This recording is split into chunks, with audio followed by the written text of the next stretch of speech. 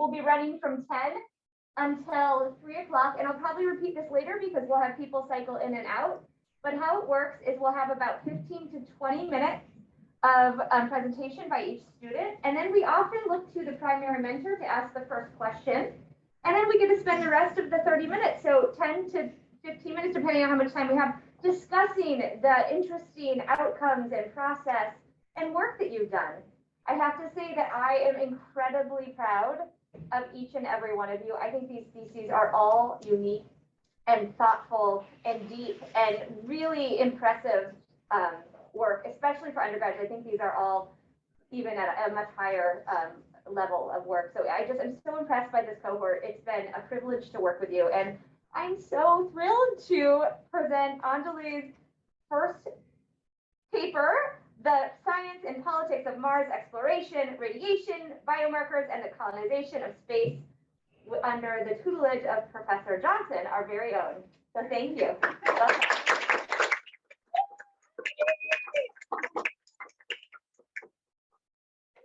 I'm excited to be sharing. So my thesis has two parts. The first part is kind of organic geochemistry experiments on the effect of irradiation on biosignature preservation on Mars. And the second half is, or well, maybe not half, is about the colonization and the settlement of space and the kind of changes that space settlement, space colonization might have on Earth, the effect that it might have on the way we live on Earth. So I'm going to start off with the science. And a good way to kind of start off with my experiments is talking about the ExoMars mission. It's 2020 question mark because it's a collaboration between ESA, the European Space Agency, and Roscosmos, the Russian Space Agency. So because of recent events, it's been pushed to trying to figure it out, but we don't really know when it's going to be happening. Hopefully soon. It's been pushed a couple of times. Those graphics are kind of previous iterations of the mission. It used to be a NASA collaboration and things have changed. But what's really cool about ExoMars is that it is an astrobiology focused mission. So it's looking at addressing the question of has life ever existed on Mars, and it's trying to look for signs of ancient life on Mars. So the rover in question is called the Rosalind Franklin rover, and one of the instruments that she is carrying is the MoMA, or Mars Organic Molecule Analyzer, and that's going to be focus of my work. So the MoMA, Mars Organic Molecule Analyzer, is a kind of microwave oven shape-sized instrument that's really interesting. It's almost like a little lab in a microwave that's going up on the Rosalind Franklin rover. That's a little kind of recreation at NASA Goddard. That's impressive button with like the cameras work. Pretty cool. But it basically combines two things: gas chromatography, which is getting molecules into their gas phase, heating them up, and then separating them, and laser desorption, which is kind of shooting lasers at samples and seeing what comes out. They combine these two techniques with mass spectrometry, which is looking at molecules on a kind of as per their mass to charge ratio and kind of analyzing them based on that. So the MoMA can do these two things: gas chromatography, mass spectrometry, and laser desorption mass spectrometry. And my kind of work focuses on the second part, on LDMS, laser desorption. So putting MoMA to the side for now, another really important part of the story is irradiation and irradiation on Mars. So unlike Earth, Mars does not have the atmosphere that we have. It's not shielded from ionizing radiation, solar energetic particles, and galactic cosmic radiation. As in this little diagram, but ICP basically that permeates, penetrates pretty shallow subsurface levels, but GCR goes pretty deep. So GCR is something that could potentially be degrading organic molecules on Mars, on the surface of Mars. That's something that's interesting and kind of we need to watch out for. So why is this relevant to Mars missions and ExoMars in particular? Because the deeper you go in the surface of Mars, the less chance you have of these organic molecules, if they do exist, being degraded by ionizing radiation. So just kind of historically, the Curiosity rover has drilled to a depth of 5 centimeters, which is not very deep. The Perseverance, which is the more recent one, is 7.6 centimeters, and ExoMars is 2 meters, which I think that's pretty deep. There are studies and literature and papers that show that it only takes like 1,000,000 years to degrade organics in the shallow subsurface. And this other paper, which is really cool, predicts that ExoMars rover Rosalind Franklin will encounter pristine organics, so seemingly untouched by radiation. So that kind of opens up a really interesting question of when Rosalind Franklin, when ExoMars gets there, what's it going to see in terms of having is radiation going to have affected what it sees? So bringing together MoMA, LDMS, and irradiation, this is my research question, what would the effect of radiation look like on Martian biosignatures through MoMA's eyes? So through MoMA's eyes isn't very technical, but I'll break it down a bit. So kind of the research question kind of shapes and frames the methodology and the techniques, I guess, that we use. Radiation on Mars was simulated using artificial radiation irradiating samples for the equivalent of 15 million years on the surface of Mars. So technically, these samples would look as though they had been on the surface of Mars for 15 years, absorbing all this radiation. Martian biosignatures were kind of simulated using Earth samples or samples from Earth that possibly mimic what we might find on Mars. And through MoMA's eyes is kind of the interesting part, because basically the goal was to try and get as close a MoMA analog as possible. So what does that mean? That means using natural samples, so samples like actually from the Earth, not something we've created in a lab, because that's not what MoMA could find. We used a MoMA analog called the thermo-MODI LTQ-XL, which is an LDMS, laser desorption mass spectrometry instrument. It's bigger and it sits on the benchtop, but it kind of functions the same way as the MoMA in a lot of ways. Not GCMS, though, just LDMS. And the other interesting thing that we kind of try to make as MoMA analog as possible is we use 2 types of samples. So we have polar solvent extracts on one hand. Solvent extracts are using solvents, variety of chemicals to basically extract organic molecules from a sample. And you have a polar fraction and an apolar fraction. So we use the polar fraction. And the other type of samples that we used was solid powder samples. So the polar extracts were kind of not very MoMA analog, because Rosalind Franklin isn't going to be making solvent extractions on Mars. But the solid powder samples are literally samples ground up and put into the instrument. So that's very similar to what MoMA is going to be doing. So now the results. We've taken samples, we've irradiated them, and we've put them into this instrument. What do we get? Figure 1, here is the polar solvent extracts. So that's them before they're really colorful, before they went into the instrument, and that's been spotted on the plate that goes into the instrument. You can't really see very well, but there's these green arrows that are basically pointing to peaks that come from the matrix, which is a chemical that you add to kind of help the ionization process. But those are ignored. And what we see is the M/Z, which is mass to charge ratio and relative abundance. Something that has to be remembered throughout this experiment is that relative abundance, they cannot be compared between spectra or quantitatively, because each spectrum was normalized to the highest peak, so each spectrum is on its own scale. So that's just something to keep in mind. The basic conclusion, though, the big conclusion is that something is changing before and after radiation. You see in the blue one, that's pre-radiation. A lot of the bulk of the peaks are in the early stages of the M/Z range, which is smaller molecules. And after radiation, the bulk seems to have shifted somewhat a little bit to the right. They're somehow getting bigger, or it looks like they're getting bigger. We're seeing more bigger molecules, which is really interesting. And then the second run of samples is the powdered one, so the very MoMA analog run. And here, the first thing you notice is there's a lot more. Compare it to that, where the kind of skinny peaks, and here there's just a lot of things going on, which makes sense because these are literally samples from the Earth that are, there's a lot of stuff going on. It's very complex. There's mineralogy happening, there's water content, there's a whole lot of stuff happening. There's no matrix because that's what MoMA is going to be doing, no matrix.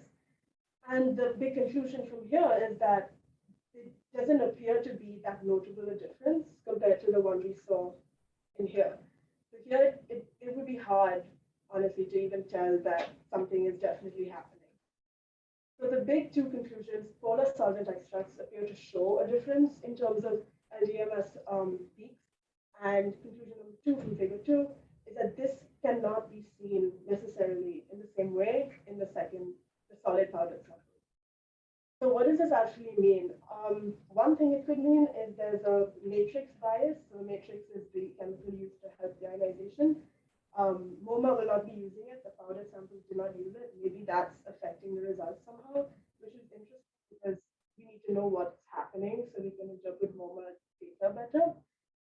An interesting kind of point of reference is the radiolytic constant, which is kind of a constant that quantifies how organic molecules degrade upon radiation. From this one paper, we found a radiolytic constant of 0.3, which is kind of 30% degradation for each unit, mega gray of radiation, which although we can't quantify, and we definitely cannot quantify the results that we have from these two figures, this does seem like a radiolytic constant that is smaller than what we might appear to be seeing in our LDMS data. So it looks like we might have more kind of degradation happening than we would expect based on this radiolytic constant. There are caveats though. The paper that came up with this radiolytic constant was looking at solid samples, so maybe it's more relevant to our solid data. Another possible thing is that polar solvents, they were more concentrated. Maybe that's why the polar solvent extracts show a more clear difference. Maybe also polar fraction molecules are reacting with the ionizing radiation to a higher degree than the natural samples are. And that's kind of hidden in the bulk of the peaks that the natural samples show. Two things to keep in mind in terms of interpreting these results is that the temperature during the irradiation was around 30 degrees Celsius, so not Martian at all, which is like minus 50 Celsius. And colder temperatures slow the degradation, so maybe that had a role to play. And another very important thing is that the richness of organic molecules found in these samples that are obviously from Earth are not what we expect in Mars. We don't expect this kind of richness. But what's interesting about that caveat is that if we're seeing such a big difference in the polar fraction in samples that are this rich in organics, it's interesting to think of what we might see on Mars with the same radiation or more radiation and less organics. So that's just interesting question. So what's next in terms of next steps and the implications of all of this is quantification, important. So more experiments, different instruments to kind of get a grasp on what exactly is happening, quantifiably happening. Another interesting thing, another interesting avenue could be looking at GCMS data to really mimic, to be more kind of MoMA analog and see what MoMA might be seeing, because MoMA also does GCMS. And in terms of implications, it's interesting because the effect of irradiation on your samples do affect where you should be looking for samples, where missions should be thinking of drilling, where we're looking, what we're looking for, and also Mars sample return, which is a mission that's many years in the future, a lot of time in the future, hoping to eventually get samples back from Mars for analysis on Earth. And if we're going in blind, we don't know what radiation is doing to these molecules, then we're not as empowered with the knowledge that we could. So that's the science. And going into the kind of non-science, a question that I think kind of links the two in an interesting way is like the thought of like, what if we found life or signs of ancient life on Earth, on Mars? What might that mean for the way we think of life, the way we live, or the way we experience life and what it means to us on Earth? Which is an interesting thought experiment, but comes back down to like the fundamental question of, does what we see, experience, find, or learn up there in space is it going to affect how we live on Earth and how we think of ourselves and think of space? So that kind of led me to this question about space settlement, space colonization. Is it going to change our life here? And it seems like the easy answer should be yes, because colonization throughout history has changed the people who were colonized, the people who colonized. It, it still affects us today, how we interact with our environment, how we interact with each other. And the question is kind of making a little bit of a leap because it's saying that will it change our life down here? It's kind of implying that it is a possibility that space colonization, space settlement is going to happen and it could happen. But that kind of ignores the question of, should we colonize at all, which is an important question, and a lot of people are having that discussion. But I think the kind of a lot of people don't really care about that question. They're going to go try and do it anyway. And I think there's a lot of interesting debate and discussion and nuance to be had in the questions other than should we just colonize. So also another kind of assumption, I guess, in the should we colonize or not is the kind of assumption that there is an end goal, the kind of very realized goal of space settlement that we could potentially reach, which we could for sure, but with all things space related, with ExoMars, for example, there's so much uncertainty. We don't know what's going to happen. The possibility of failure is huge. Risks are huge. So I think there's a lot of merit in separating the end goal of space settlement, space colonization, from the discussion of what it might mean to embark even on that process. So this led me to this question: can space settlement change us only if we actually realize the end goal? And I think the answer is no. I think the effort and the endeavor of space colonization, space settlement, can change us as a species, as a civilization. It's kind of like, I think of it as like spin-off technologies. Like NASA has a whole division maybe about technology transfer, spin-off technologies. For example, foam mattresses, memory foam mattresses, GPS, all these really interesting technologies that have come off from space exploration, space technology. And it's kind of the human version of that. So what are the spin-offs of this endeavor to colonize or to settle space? And I think that that's very interesting and worth talking about, even if space settlement is not specifically reached. That leads to an interesting question of how might colonization change the metropole, kind of looking back at how colonization has changed metropoles in the past. Because if we are to colonize space, say Mars, for example, Earth becomes the colonizer, the metropole. And an interesting kind of framework to think about this is Foucault's imperial boomerang, which is the effect, he coined this term to kind of describe the effect that colonizing has on the colonizer. There's a lot of study, obviously, about the effect that colonizing has on the colony and all of that, but what happens to the metropole? And that's obviously really very relevant in terms of space colonization, because we are the metropole. What's going to happen to us if people decide, or we decide, that we want to colonize second space? So I think an interesting term is the extraterrestrial boomerang, because that's what they're going to be experiencing. What's it going to look like when that comes back? So what might the extraterrestrial boomerang bring? A lot of things.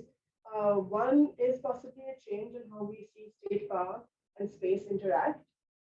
We think of Earth right now as the kind of center of space policy, which is probably valid but problematic in certain ways, because there is no one Earth governing space policy. There's just separate actors, state actors, non-state actors, each with their own interests, none of them really agreeing or maybe not agreeing on everything. There is no one space policy projected by Earth into the universe.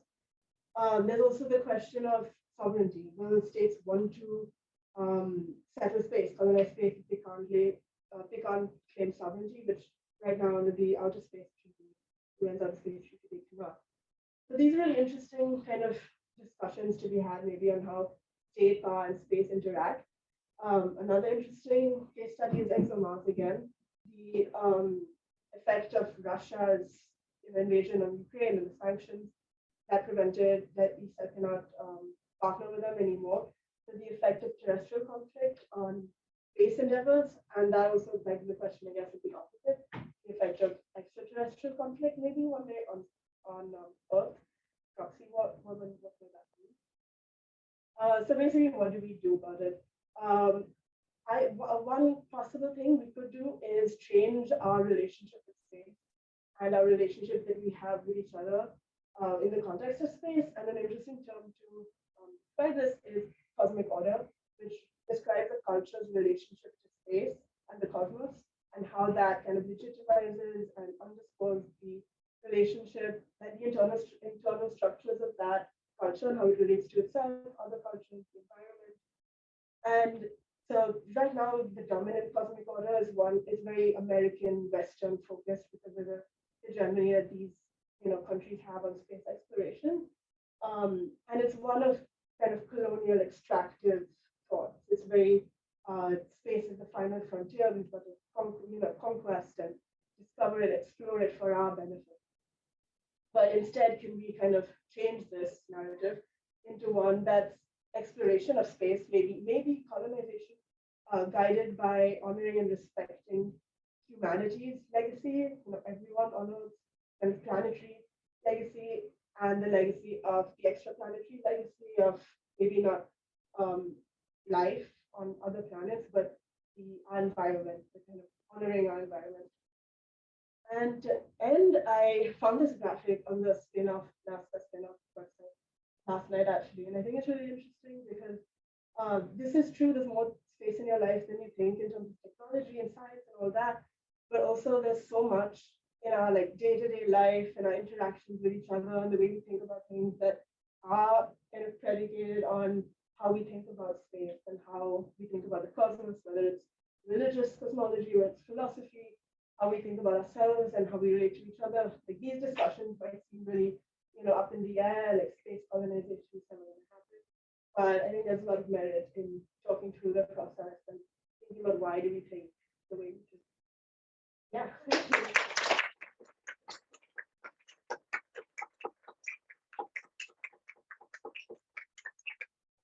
Oh, actually, wonderful. Thank you so much.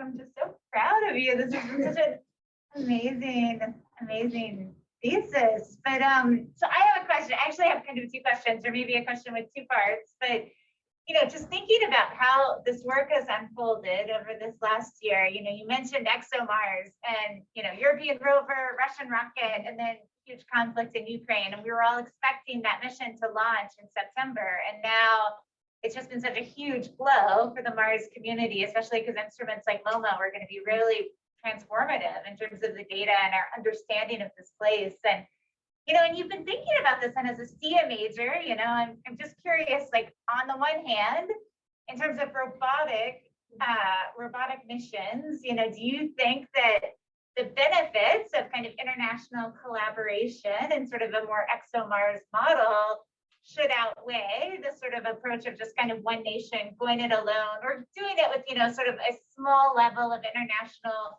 cooperation, maybe a couple of participating scientists, maybe a little instrument from the Danes that you could take or leave, a la Curiosity and Perseverance. Like, kind of, what do you think that trade-off is there? And then also, when we think about this idea of crewed exploration, human missions, there are these kind of big paradigms. People say, oh, well, maybe it will be international cooperation that drives that, or maybe it will be a renewed space race between the US and China, or maybe it'll be just non-state actors altogether, individuals or companies like SpaceX that end up leading us there. And I'm just curious, after kind of marinating in all these ideas for the last year, which of those you think is most likely? Yeah, no, that's a really good question. I think the international cooperation in terms of MoMA, I have like a picture way in the beginning of MoMA and the kind of banner. And it's like, I think a German flag, French, American, little MoMA in there. I think it's amazing because just kind of the idea of one country going at it is literally just sounds so much like all of the history we have with, obviously science exploration is not necessarily colonialism, but it's very much the powerful country that can go to space, goes to space and gets the data and maybe doesn't share it with anyone or shares what they want. And it's like, why are they entitled to all of this? It's not, it's not just for them. It's the universe. It's are they entitled to anything? Obviously, there's questions of are we at all entitled to anything, which is a whole other question to have. But I think the international cooperation is really cool. I would love to, I guess, maybe in some time, I don't know, see, not just France, Germany, and America and Russia, but other countries come in as well, with maybe less developed space programs and kind of, get kind of built up a little more. And to the point of like SpaceX and all of that. And that's interesting because it's at one point it's kind of like decentralizing space exploration a little bit. So governments don't have all the control over it, but then on the other hand, you have like Elon Musk being the face of, space exploration, which comes with its own problems, I think, for sure. So I don't know, I just feel like maybe a good first step is having discussions like these. Like they're very academic. A lot of the papers that I read for the space colonization section of things, very dense, very academic, a lot of really interesting discussion happening within academic circles, but maybe to some extent to the lay people, space colonization seems like such a kind of lofty idea that it's just not even worth talking about. But I think questions like these should be discussed kind of more openly open. That will maybe lead to more, I don't know, accountability, maybe in terms of having one country or one man be in charge of really missions that are almost in a way representing humanity to the outside Earth. Yeah, that's really good question. I don't have an answer to, but Yeah, that was a great answer. We have time for one more question. Maybe from your classmates or your friends. Yeah. I thought it was so impressive how you combine an extremely technical analysis with all these very big ideas about colonization and the repercussions of these kinds of explorations. What kind of drew you to this topic, and do you encounter any challenges combining those very different things? Yeah, for sure. I've always like loved space, but I've never been very into like the astrophysics and the maths side of things, which I thought was kind of the only way you can get into space. But then I came here and I found out about Sarah's work. And I was like, this is what I have to, get into, because biology, chemistry, I didn't know I liked chemistry at that point, but I found out that I hated it. So that's kind of what drew me to this. And for some reason, chemistry is a lot more exciting when it's on Mars than when it's in organic chem. But that's what drew me to it. And when I knew I had some idea about the science side of things, but I had quite a lot of freedom in kind of the other side of things, like what other topic do I want to kind of explore. And it was actually a paper in Journal Club that Lou shared, which was about the ethics of colonization.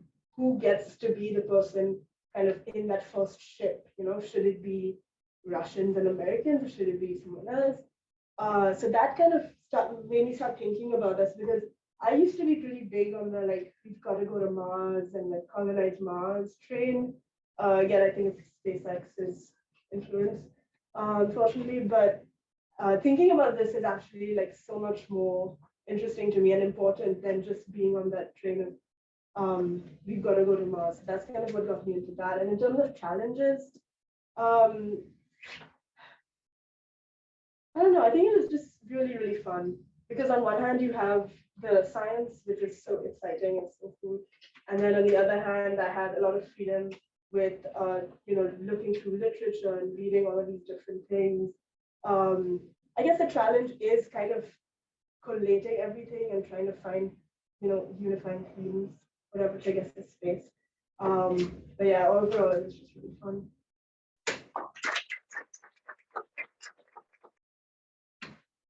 Okay, so we are going to get started, and just remember there's some new people here. I wanted to just reiterate how proud of you, all of you, I am, and how impressive this collection of theses are. It's really been amazing to see all of you grow and do these incredible projects over this last year.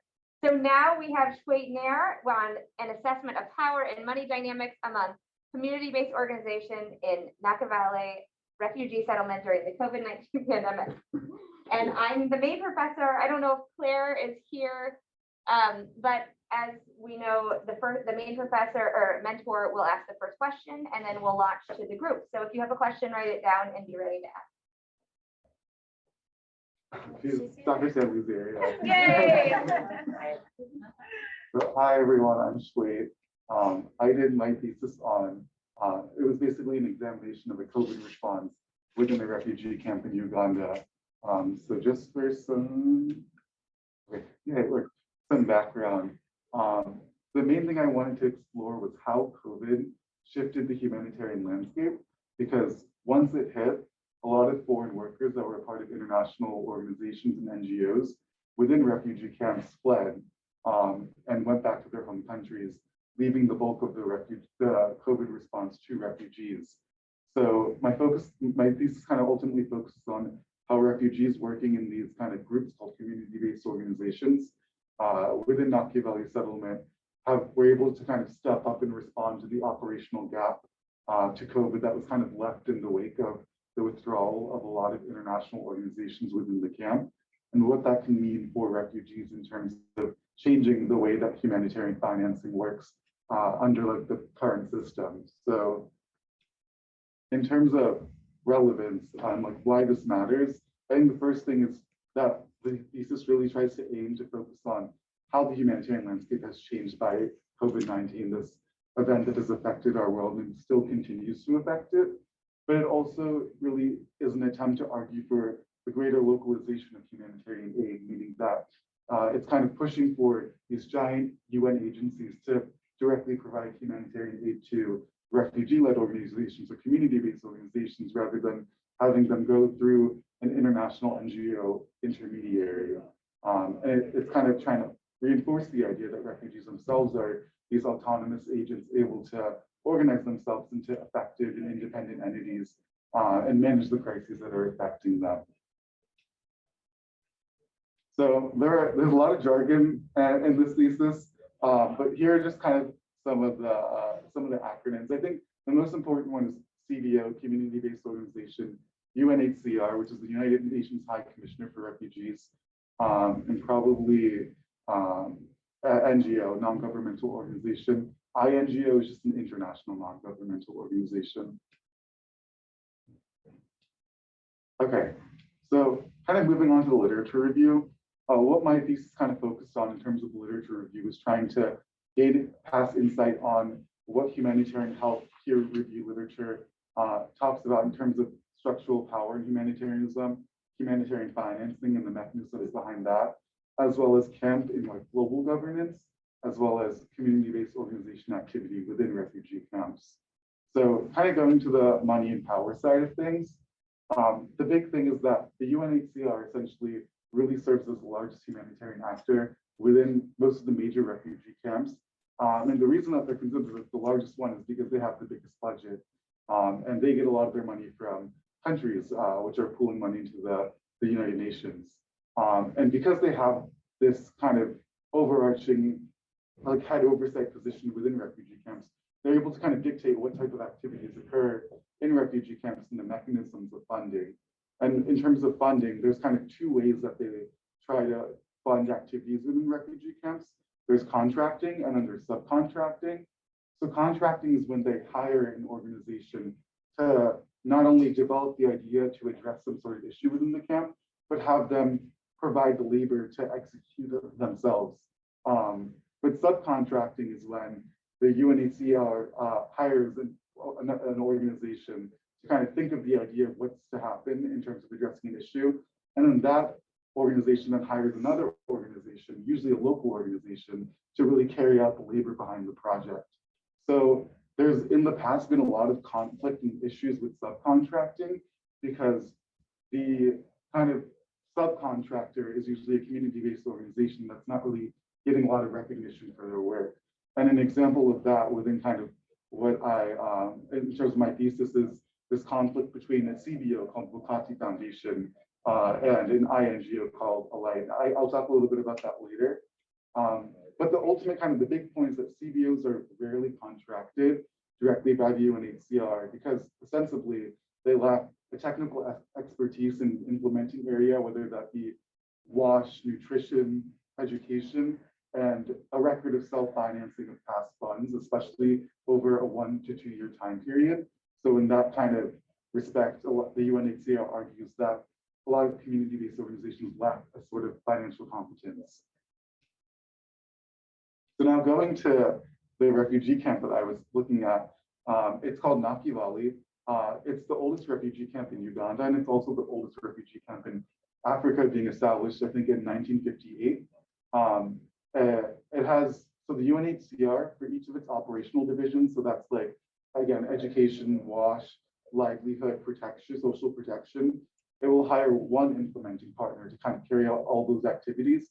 And the IPs of the implementing partners are always INGOs. So as a result, the community-based organizations are subcontracted. So the INGOs are the contractors and the CBOs are the subcontractors. And there, even through this system, there was a strong pre-pandemic CBO presence within the camp, and a lot of that presence really focused on trying to build vocational training and provide education opportunities to refugees, because a lot of times it's very difficult for refugees to leave a camp and kind of start a new life elsewhere. So ultimately, what my thesis is trying to examine is, as these refugee-led organizations or these CBOs have had to respond to the operational gap left in Nakivale to provide COVID-19 services, has that increase in responsibility and power kind of been accompanied by an increase in legitimacy, to the extent that these higher organizations like the UN will recognize that CBOs are deserving of direct localization of aid, meaning that they should be the ones that are contracted, not subcontracted. And that's kind of what my interviews focused on. So kind of moving on to the methodology of the interviews. Basically, I conducted a total of 20 key informant interviews virtually with stakeholders in refugee health. 17 of those interviews came from actors in Nakivale. So I think 5 of them were with national NGOs, or sorry, 5 of them were with international NGO workers, 4 with national NGO workers, and then the remaining were with community-based organization workers. And then just to get a little perspective of the experience of humanitarian workers outside of Nakivale, I did 3 interviews with actors outside of Nakivale. So I did 2 with International Organization for Migration People, one who was working in Latin America and one who was working in Iraq, and then one interview with an International Rescue Committee or an INGO worker who was working in Syria. And the interviews were semi-structured, which kind of meant that I would kind of ask a broad question about what their experience has been during the COVID pandemic. And then after we had a little bit of a back and forth about that, I asked more like focus questions relating to what I was trying to kind of hope to discern from the interview. And those kind of things really focus on like what kind of activities related to COVID-19 were those organizations carrying out at the time, and how has the organization's funding sources changed with the pandemic. And I was particularly curious about that in terms of community-based organizations, since they kind of lost a bit of their funding from subcontracting as a result of the pandemic. And once I finished my interviews and finished the transcription, I did my coding and categorizing on Deduce. And a lot of the kind of the code words that I was getting from my key informant interviews kind of focused on this organizational jargon of like CBOs and the UNHCR, but moved towards more of like financial stuff like microfinance organizations and what direct aid localization really means according to these key informant interviews. So I guess moving on to first part of the results. So I think I kind of broke my results into 4 sections. The first was the effects of COVID-19 on humanitarian actors as well as refugees. So kind of backtracking to what I was saying at the beginning of this presentation, there was a pretty massive withdrawal of international aid workers within refugee camps at the start of the pandemic. And when I was talking to that IRC worker in Syria, he was saying that a lot of his colleagues from different international NGO organizations had their HR departments email them and tell them that they are kind of, if they decide to stay within the country that they were staying in, their INGO wouldn't support them in terms of giving them healthcare or resources if they contracted COVID. They'd essentially be on their own. So which is why he was saying, you'll get buried here if you die, because he was like just emphasizing that you're completely on your own. And because there was no kind of organizational support, a lot of these workers just went back to the US, to France, to Spain, or a lot of high income countries, which is where they kind of originated from. Ugandan national actors still had to live in Uganda. So what they usually did was work at a limited capacity in person, and most just worked remotely. So for example, Alight, which is an international NGO, its body comprises a lot of Ugandan nationals. So when the COVID pandemic struck, all those Ugandan nationals working for Alight left the refugee camp and kind of went to the cities that they were living in and worked remotely from there. And once things started to get better in 2021, they could only have 20% in-person capacity. So things were still pretty limited within 2021 and even now. And just because, refugees were living in the refugee camp didn't mean that there was an ability to gather and to be able to discuss issues and work on different activities. So in Nakivale, there's basically this main social area where all of the town hall meetings are led. And during the pandemic, the office of the Prime Minister or the Ugandan government essentially closed that area, which prevented a lot of in-person gatherings for CVers to discuss what type of work they want to do. So even that was kind of put virtually for a little bit of time. One major thing was that there was a massive cut to the World Food Program refugee food stipends. So in 2020, about 22,000 shillings were given to refugees per month as kind of like a subsidy for food. But in 2021, that dropped more than 50% to 10,000 shillings per month. And I think that this really kind of highlights two things. One is how even these intergovernmental organizations are struggling with their own financing. So the World Food Program is kind of a section of the UN. And the other thing is how COVID in these refugee camps, we can think of like the fact that there's like overcrowding and how if the virus were to kind of start in a camp, how it would spread everywhere and it caused this like health catastrophe. But in reality, it was really the economic impacts of COVID-19 that were really causing a lot of deaths within the refugee camp rather than these health consequences themselves. And the other kind of interesting thing was, even though the World Food Program had cuts in its stipends, a lot of INGOs actually did not have their funds immediately disrupted. And this is because INGOs, when they do their funding, they basically secure multi-year funding contracts. So when the pandemic hit, they still had a few years before their funding they'd have to reapply for funding. So in the short term, they were kind of saved in that respect, but it still made it difficult for them to perform additional COVID-19 related activities. So for example, when I was doing my interview with a Finnish refugee council or FRC worker, they were saying that they couldn't finish their mass distribution campaign because they just didn't have the funds for it. So the next part of my results kind of focuses on the activities of CVOs during the pandemic and how they kind of expanded into a lot of different positions. There's a lot here. I just wanted to provide examples of each of the kind of different operational sectors. So for water, sanitation, and hygiene, or WASH, there was the construction of hand washing stations and the building of water tanks and care packages. That was led by Now and Tomorrow Uganda and the Localization Foundation. And for nutrition, there was the development of these fruit and vegetable farms in Nakivale, and that was led by Talented Orchid Healing Alliance, or TOHA. And again, when I was talking to the TOHA representative, they were really emphasizing the fact that it's not really the virus itself, but the economic impacts from the loss of employment and the cuts in food stipends that were really killing the most refugees in Nakivale, which I thought was really interesting. And I think I didn't really put those pieces together until I really talked with them. And in terms of education, a lot of CVOs actually partnered with international NGOs abroad to design these home learning curricula and these booklets for school-age children to continue their learning within the home.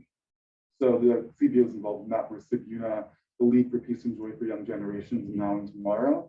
And perhaps I think the biggest sector that experienced a lot of CVO activity and expansion was health education.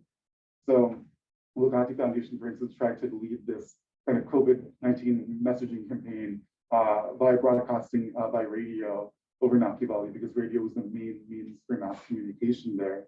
There were health literacy courses designed by those CVOs focusing on education.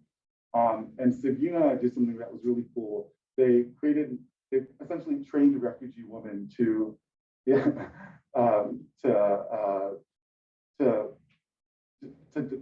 sorry, to basically provide information about COVID-19 and vaccines to their fellow community members as a way of trying to promote trust in the COVID-19 vaccine among their own, among other refugees. And then the other part of the results kind of focused on partnerships, money flow, and aid localization. So again, the big thing here is that just CBO partnerships were able to expand in terms of CBOs partnering with international NGOs, intergovernmental organizations like the World Food Program, other CBOs, and even international actors outside of Nakivale. So the main things were that CBOs were really thriving in terms of being able to expand their operational capacity. And similarly, they were able to find sources of money outside of the subcontracting model through microfinance organizations that were providing small loans for refugees, as well as through applying for and earning grants and prize awards to pursue COVID-19 related innovation activities. And one of the CBOs got this really big grant from Response Innovation Lab to develop a hand washing station project in Nakivale. And with all that said, I kind of asked all my interviewers what they thought the future of aid localization would look like in Nakivale, since CBOs were doing so well and kind of bridging that gap in the operational response. And it was very mixed. A lot of international workers said that CBOs weren't ready because they lacked internal regulation protocols. They only carried operations in one place. And there was a lot of attraction in terms of INGOs being able to shift risk towards CBOs if there was subcontracting. But a lot of CBOs and even some international NGO workers were thinking that there was a really good future for aid localization in Nakivale because CBOs were able to build their financial compliance, and because higher education was providing CBOs the ability to work on their capacity building, and because, most importantly, CBOs can accomplish the same projects as INGOs with less money. So I think the 5 main takeaways from this kind of my research was, one, that a really big shift did happen in terms of the power refugees hold in Nakivale. The CBOs none of them started off focusing on health, but they expanded into health and other COVID-19 related sectors because of the pandemic, and now they're continuing to grow. So along with those shifts in power, CBOs have been able to reorganize their financial commitments so that they're no longer just relying on UNHCR subcontracting, but finding sources of money outside of the country and even inside the country with microfinance organizations. And this kind of shift in both operational capacity and financial competence should really reinforce the idea that refugees are autonomous agents that can organize themselves into independent, effective entities to manage crises like COVID-19. And even if CBOs are working to establish and legitimize themselves, there have been cases of successful direct aid localization to CBOs in Uganda that should be taken into consideration. And I think the biggest last point is that INGOs, despite having this demonstrated financial competence and technical expertise, aren't always the best intermediary or contractors for the UNHCR, because CBOs possess local knowledge, because they're able to channel more money into their projects and get a better return on investment, and because the refugees themselves are the agents that are kind of able to produce the change within their camps. So they have the best understanding of what's going on and how to kind of address that. So that was kind of the last bit of information for me.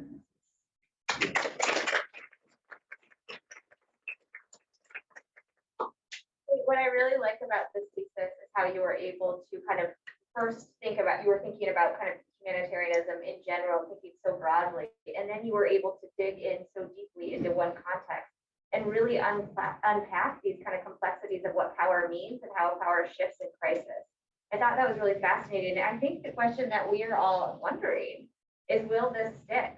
And one of the things that came out of your research is that the INGOs are grappling for the same power, and they have more connections and they have more authority because of international legitimacy in history.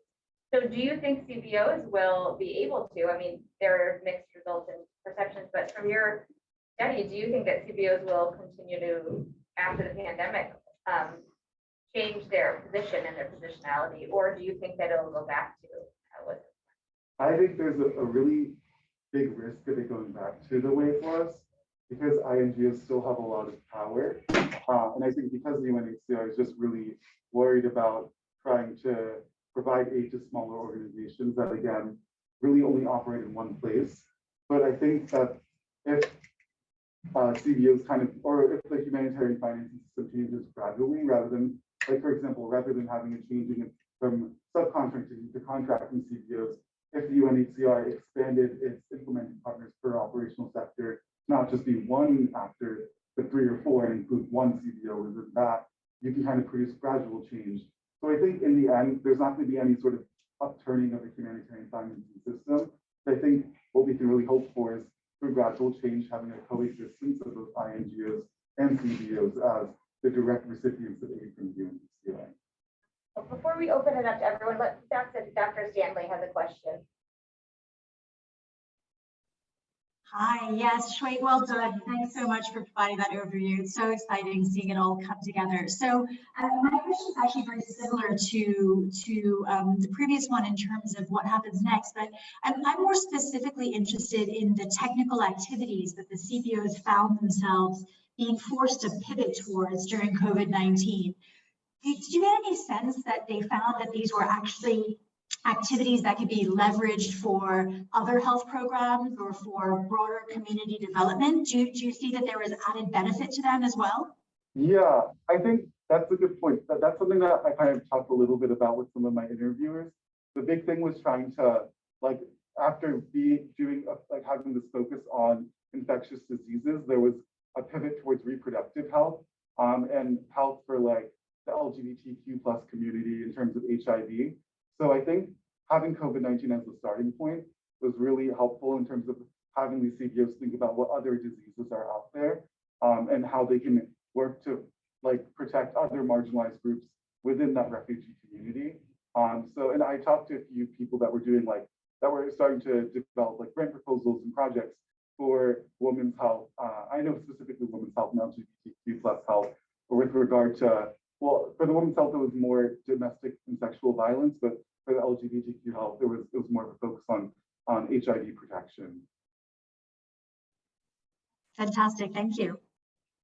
This was fantastic too. I love this presentation. We'll just, again, sort of a two-part question, but I'm just curious, like, why Nakivale? Like, how did you find your way to this location? And then also, you know, just sort of generalizing out, you know, the point that you made is so interesting, that these economic consequences, you know, were just so deleterious in these communities. And, you know, just from the outside, like, I just had the sense that, you know, COVID is just completely ravaging these high-risk communities in Africa, and it's just cases are undercounted and deaths are undercounted, and so we just don't have this picture of actually what's happening. But do you have any sense? I mean, do you think that it's actually more economic consequences that are leading to much more devastation in Africa than the virus itself?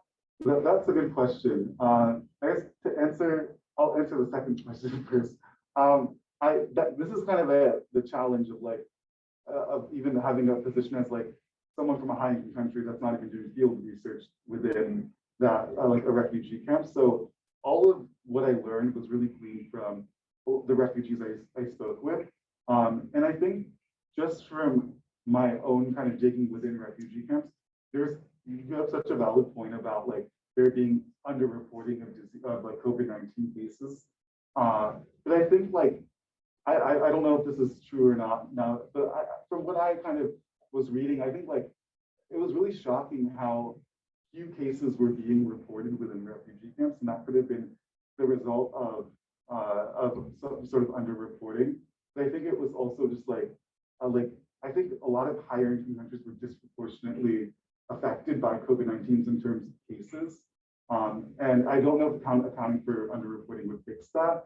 But to me, I think when I was doing a lot of these interviews, a lot of the refugees didn't really want to talk about the health side of COVID-19. It was really like people are starving here because jobs have been lost and because the UN isn't supporting us. So like this is what we need to focus on after we think about how to distribute masks, how to help with the administration of the vaccine and reduce vaccine hesitancy. So I think they probably both play a pretty significant role. I think maybe the role that we think that that vaccine or that COVID-19 has played in health-wise might be a little bit underemphasized. Just from my own like digging, I think the economics is still like what I would consider the main concern. Got a question over here. So what, Allie, want to ask your question? And then you can answer all of them. Sorry, so I feel like in global health, we talk a lot about how NGOs and like a lot of organizations on the ground compete with each other for money, and like it's very complicated and they overlap and it's confusing. So I was wondering if that was like like if you feel like that's the case with all of the CBOs, which are obviously doing really important work, but because there's such a proliferation of them, that was hard. You want to ask the question too, and then you can answer them together. So you mentioned that Nakivale has been established some 60 years ago. So my question is much more general. So I wonder how you can still consider this as a refugee camp, because to me, it seems to be more like a permanent settlement. So maybe similar to what the UK has established, kind of offshore holding places. Yeah. Refugees. So similar to what Australia. So how can you still consider this a camp? Because it's over half a century that it's there. It's basically sitting itself. Yeah. Okay, that's a good question. Okay, Allie, to answer Allie's question first, you're definitely right. Like there were tons of CBOs being created, and then because of that, there was a lot of competition between CBOs trying to even get subcontracted. So that kind of was something that was abused by INGOs, because if something didn't work out with the CBO, or if there was some sort of issue that the UN identified with some sort of activity that was being led by a partnership, the INGO could just shift the blame on the CBO, move on to another CBO that was vying for that position. But within Nakivale, there's been a push to legitimize CBOs by having the Office of the Prime Minister develop like an official recognition program for CBOs. And they're trying to promote kind of cohesion with CBOs. So one thing that was developed during the pandemic was the creation of a CBO network that was led by refugees as a way of trying to kind of promote, I guess, collaboration between CBOs rather than competition. So I think it still is an issue that's going to have to be considered in the future, but there's some like steps being taken to work towards that. And then to answer your question, I think something that we're kind of seeing with a lot of refugee camps is that they're becoming like long-term, like permanent stay places. I think the Dadaab refugee camp in Kenya, which has also been up in Kenya for a long time, is only now starting to kind of think about closing.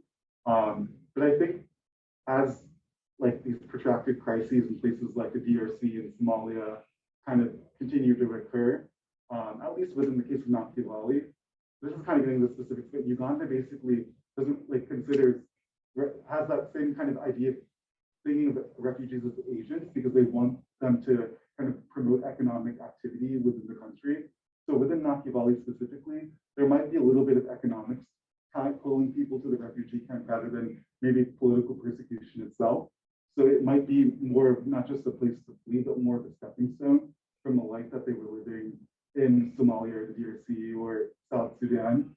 So, and I think because of that, and because there's such an emphasis on having refugees and refugee livelihood be a part of Uganda, it's more changing into this thing like a long-term thing. And yeah, but like the idea of when will these kind of temporary stays within refugee camps, and it's something that I think a lot of people are thinking about, but it's something kind of hard to enact, because even if the government talks about closing the refugee camp, there's going to be a lot of backlash.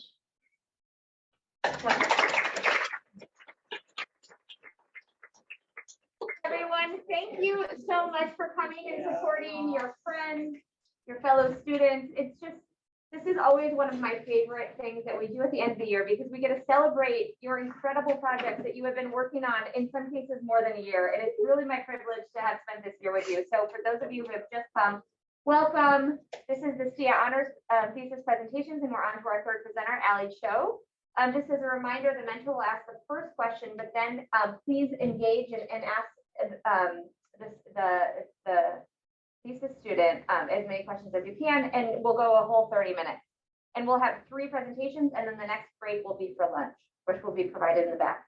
So this next presenter is Allie Cho, presenting on place, power, and access, examining COVID-19 vaccine hesitancy among Black residents of Ward 7 and 8. Welcome.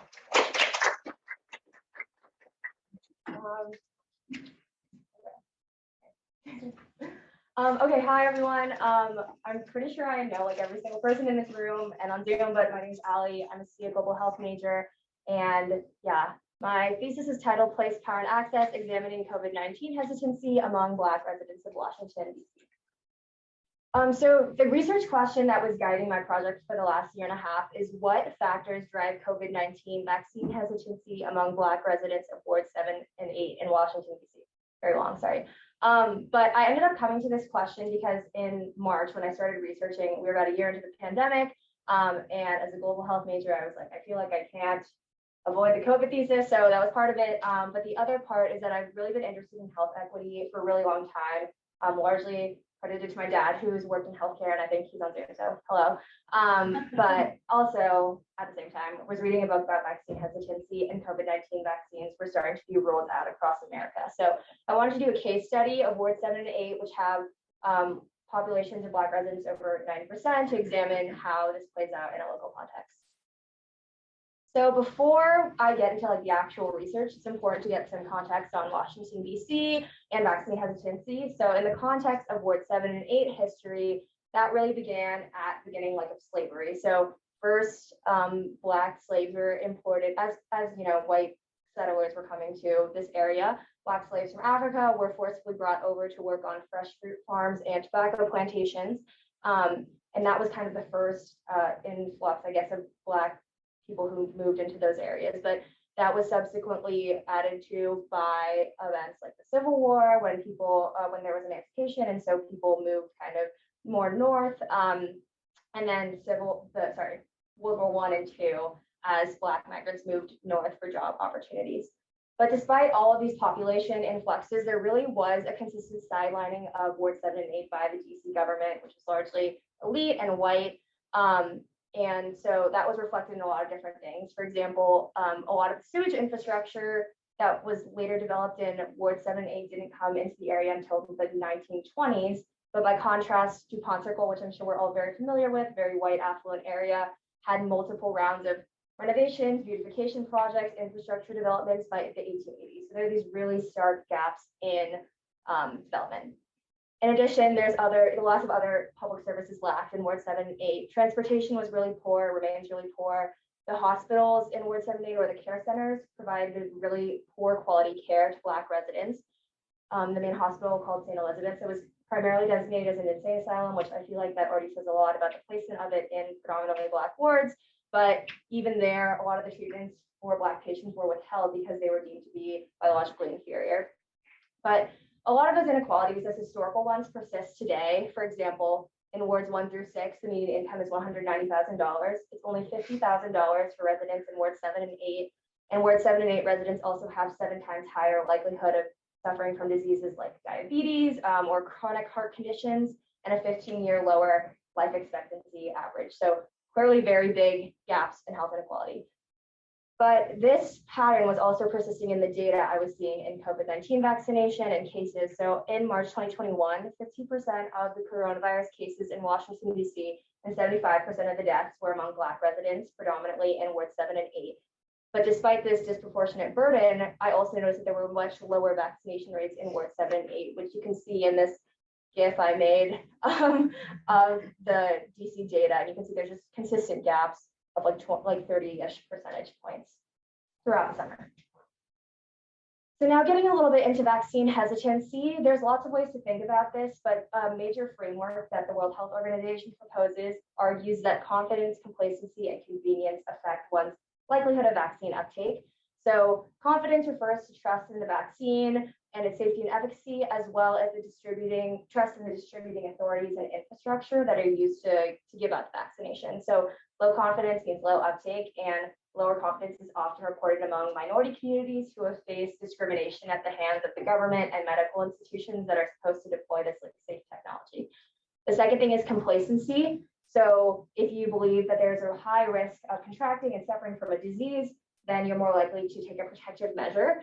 but high complacency means you're probably not going to do that. And sometimes higher levels of complacency are reported in minority communities because of a lack of adequate information about disease risks and benefits of vaccination being disseminated, or because there are competing priorities like jobs or things that make vaccination harder. The last thing is convenience. So that refers to the logistical and financial accessibility of vaccination. And this is something else that is reported more frequently in minority communities, usually due to structural underdevelopment. Things like pharmacies, for example, might not be very widely distributed in low-income areas and things like that. It's important to note that all three of these things, they can work together. They can, one factor can be stronger than the other, and they can change also based on context, new information, and things like that. But this is kind of the landscape I was beginning to work in. So in terms of the actual research, I took kind of a three-pronged approach. The first being interviews. So I interviewed 31 Black adult residents of Wards 7 and 8 after getting their consent during the months of June 2021 and July 2021. I found them all through Facebook. So I Nextdoor, which is this platform, but I basically just posted, said I was a Georgetown student, and then asked if they want to be interviewed. So luckily I got some responses. And then I kind of had an hour to an hour and a half long interview with them where I asked them a bunch of open-ended questions about their perspectives on the pandemic, vaccination, things like that. Transcribed those interviews, and then I coded them, which means I basically just pulled out major themes from the interview. So major themes I pulled out, for example, were side effect fears, COVID stress, gentrification, etc. That's a major part of my analysis. The second thing I did was I put out a survey. So I wanted to compare and contrast Ward 7 and 8 data with that of the rest of the DC population. So I made this survey of 20 questions. They were statements. It was like, I feel like the COVID vaccine is safe. And people would evaluate it on a Likert scale from strongly disagree to strongly agree. So I sourced participants for that in a similar way, and ultimately 446 people ended up participating. But I think this survey experienced a lot of participant bias because there wasn't an even split of people across all the wards. And there's 8 who responded, and this vaccination statistics were off. And there's also participant bias because you had to opt in. So I didn't end up using this for drawing greater conclusions about DC trends, but it was really interesting. And then the last thing I did was a site visit. So on Juneteenth, I went to Ward 8 and I vaccine canvassed for 6 hours with the DC government. So I was basically knocking on doors, talking to people. I only spoke to 7 people. It was a lot of them expressed a lot of hesitancy, and I'm not really sure, honestly, that I convinced anyone to get vaccinated, but it was a really good experience to kind of just see what it's like to be in that environment. And I ran into Dr. Fauci, which was like so cool. So definite benefit. Okay, so results. When I was looking at my interview transcripts, there were 4 major themes that arose: government distrust, medical distrust, vaccine quality, and barriers. And just quickly to explain the table on the right, those are the themes and how I identified them in the transcripts, the number of times cumulatively they were mentioned in the interview, so across 31, and then the number of individuals who mentioned each topic. So it's interesting to know, for example, that 100% of people talked about government mistrust or distrust. So in the context of government distrust, people really talked about routine instances of violence and state violence in their neighborhoods, like things like poor infrastructure development, lack of grocery stores, etc. And linked that a lot to the COVID response and said that the poor COVID response in the area was reflective of that, all of which together made them less trustful of vaccination. The second thing is medical distrust. So a lot of participants had really negative experiences with the medical system or doctors in their area, and that shaped their vaccination interest, as well as they also experienced a lot of concern that doctors were really moving like just in the interest of profit, which undermined care quality. And then a few mentioned instances of historical racism, like the Tuskegee syphilis experiment, where the government intentionally infected Black men with syphilis and then withheld treatment from them to see the course of the disease. They mentioned those as examples of why they didn't trust vaccination. The third thing is vaccine quality. So participants were concerned about the potential side effects of vaccination and whether or not it could actually prevent COVID. And the last thing is barriers. So people mentioned things like transportation, distance, and cost as reasons why vaccination would be difficult. So moving into the discussion, something I think that's important to note from all of my findings is that residents were not ignorant of COVID-19 or didn't know anything about the vaccination, but rather they were really battling this tough decision of evaluating risks between the risks of contracting COVID and what they perceived to be the risks of vaccination due to this historical mistrust and abuse at the hands of the government. So There were three key frameworks that participants used to navigate this decision. The first one, I argue, being place. And place refers not only to space, like physical space, but also the social, cultural, political institutions and relationships that are formed in that space that give it meaning and value to a person. So in the context of Ward 7 and 8, a lot of residents believe that these constant efforts by the state to sideline and underdevelop and hurt Ward 7 and 8 residents would similarly be reflected in their vaccination efforts. So, for example, this Ward 7 person said, in all the Black neighborhoods, when you ask them which vaccine they have available, it's Moderna, but is there anything we need to take into consideration? So again, that just shows how the experiences that one had in one's place really affected whether or not they wanted to get vaccinated also in that area. And there were other people who said that they might be interested in getting vaccinated in more like wealthy and white areas, which is interesting because it suggests that people may trust the technology, but not necessarily the distribution mechanism because of that violence in the area. So an interesting quote about that is from, hopefully you can see that, from this woman who told me, a lot of the people I'm around in Ward 3 and at work are in the upper echelon of power and resources, so the government and medical institutions probably aren't going to mess them up. I felt safer getting vaccinated in Ward 3, but if offered in my neighborhood or something, I wouldn't have taken it. So I think it's a really powerful quote, first of all, but I think it really just speaks to the way that routinized, like everyday grievances, negative experiences with the state in one's place really shape these acute decisions like vaccination and show that they're not like one-off things. They're something that are products of this long history of mistrust. The second thing that residents used to navigate this decision was power. So a lot of times residents felt like they didn't have a lot of power in their neighborhoods because they felt like the government didn't listen to them. The hospitals and things like that did not listen to them. And so this kind of went in two ways. But for some people who felt more positively towards vaccination, they felt like they had power in making that decision because they had done things like research independently with the CDC and NIH pages. They talked to their family and friends, they talked to their doctors. And with that knowledge they built by themselves, they felt like they could make the choice to get vaccinated. They felt comfortable in that decision, but they would never just, take information at face value. By contrast, a lot of people who felt negatively about vaccination were really distrustful of the specific government initiatives for vaccination in their areas. So I'm sure you're all familiar with this, but Mayor Bowser had created this program called the Take a Shot program, and it basically allows people who get vaccinated to put their name in a lottery to win things like a Jeep or like plane tickets or stuff like that.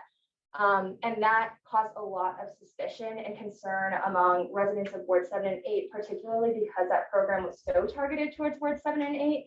And residents were saying things like, this is bribery, they're lying to us, like if something is so safe, why are you pushing it so much and why are you bribing us, especially us in Ward 7 and 8. So I think that's really powerful. But I think this point is also really important because it's distinct from a lot of white vaccine hesitancy narratives.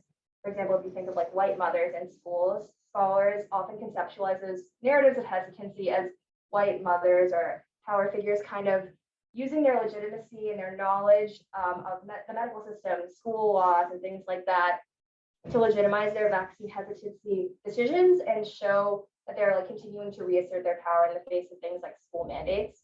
By contrast, the narrative I was getting from participants was that vaccine hesitancy was more of a self-protective thing, a chance to try and reclaim their power in the face of a state that was trying to manipulate them to do these different things that may be counter to their health. So another interesting quote about this from a Ward 8 woman is that it's like the local government is forcing us to take this vaccine because they do everything in their power to get everybody vaccinated. That's unfair. Mayor Bowser's like, oh, if you get vaccinated, you can win prizes. And I don't think you should bribe people into getting vaccinated. To get vaccinated, it should be our choice. Participants use a lot the language of my body, my choice. And I feel like that alignment with the pro-choice, not for life movement really just shows how people felt like bodily autonomy was really at stake here. And so it was just something that they were fighting for. The last thing that people used to navigate this decision was access. And it's important to note that the access discussion was never decoupled from something like fears about the government or fears about side effects and stuff like that. But residents did mention these 4 barriers: distance to vaccination, time for vaccination and recovery, lack of information about vaccination locations, and cost of vaccination and recovery as barriers to vaccination. And while these can technically exist for any person in any environment, it's important to note that the barriers to access in wards 7 and 8 were just so much greater than that of wards 1 through 6 and many other places in the country, which can be seen in this COVID-19 vaccine locator I have over here. So in the top, I put a Georgetown zip code in so you can see like all the vaccination sites around there. In the bottom, I put the zip code for Anacostia, which is a town in Ward 8. And you can see there's just like a great disparity in the number of cases across the river, across the Anacostia River, where Ward 7 and 8 are. And there's huge gaps in coverage just all along the side, which is super notable. And of the 100 vaccination sites in DC, over 100, there's only 12 in Ward 7 and 8. And that they hold about a quarter of the population. So that just speaks to the access problem. And another interesting quote from a man in Ward 8, I have not had time or space where I could be out recovering from the side effects of vaccination. I need to be able to go to my classes and deal with my job. So I think this quote is just interesting because it speaks to how liminal things like COVID-19 vaccination and protection from this deadly disease were when they thought about economic consequences like their job and school and things like that. So after all that, what can really be gleaned from that information? Oh, hello. I will caveat all of this really quickly by saying that I think my research does have some limitations. It could have had a more random sampling bias, could have had more people. And obviously I'm not a person from Ward 7 and 8. So I think, you know, you have to factor your own positionality and privilege into this discussion. And I was interpreting, and I mean, not interpreting, but, you know, taking a lot of these people's stories and that they were so lovely to share with me. I really appreciated that. So with that being said, there are some things that I think we can take away. My niece in Washington is having her honors degree presentation. Hi, Mimi. Can you please mute your phone? Thanks, Mimi. Okay, sorry. So rewinding. Okay, so the first takeaway, I think, like this presentation really shows, the people who were vaccine hesitant in Ward 7 and 8 were not ignorant about COVID-19 or vaccination. They were really just trying to navigate this difficult decision because of this long history and this acute history also of discrimination.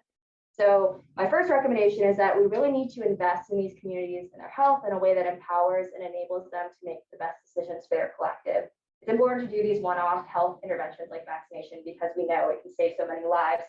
But also, we need to do this long-term investment because this inequality is what creates the conditions for vaccine hesitancy and just general inequality to breed anyways, which is obviously a terrible thing that we need to address. The second thing that's really important is that the health of the global really depends on that of the local. Obviously, as a global health major, I focus a lot on the large-scale dynamics of health, which is really important. But also, this project has really shown me, and we can see from the rise of things like coronavirus variants, that the local really matters, because when there's really big inequalities in things like vaccination, for example, things like variants can arise, and it can often be a symptom of these larger unequal structures of power.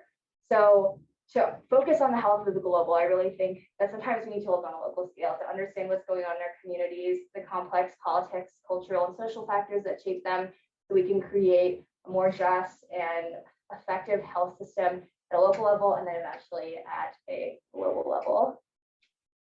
So with that being said, thank you everyone for coming. It means a lot, especially my family on Zoom. And thanks to my mentor, Emily Mendenhall, she's great. And yeah, I'm open for questions.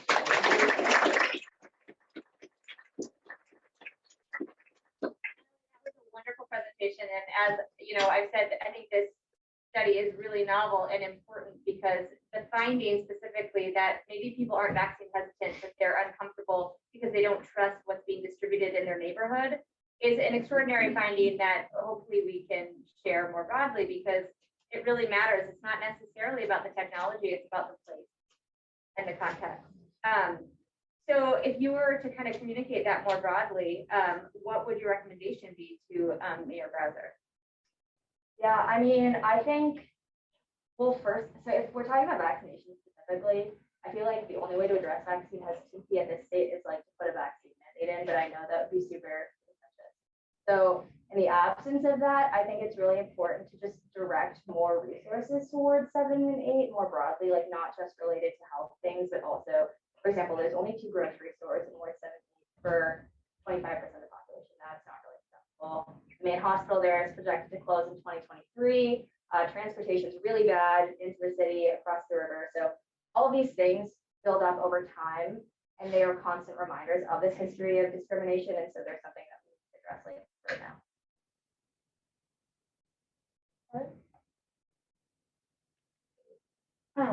I know a lot of your research was done last summer, so I was wondering what the current situation is with vaccination in Ward 7 and 8.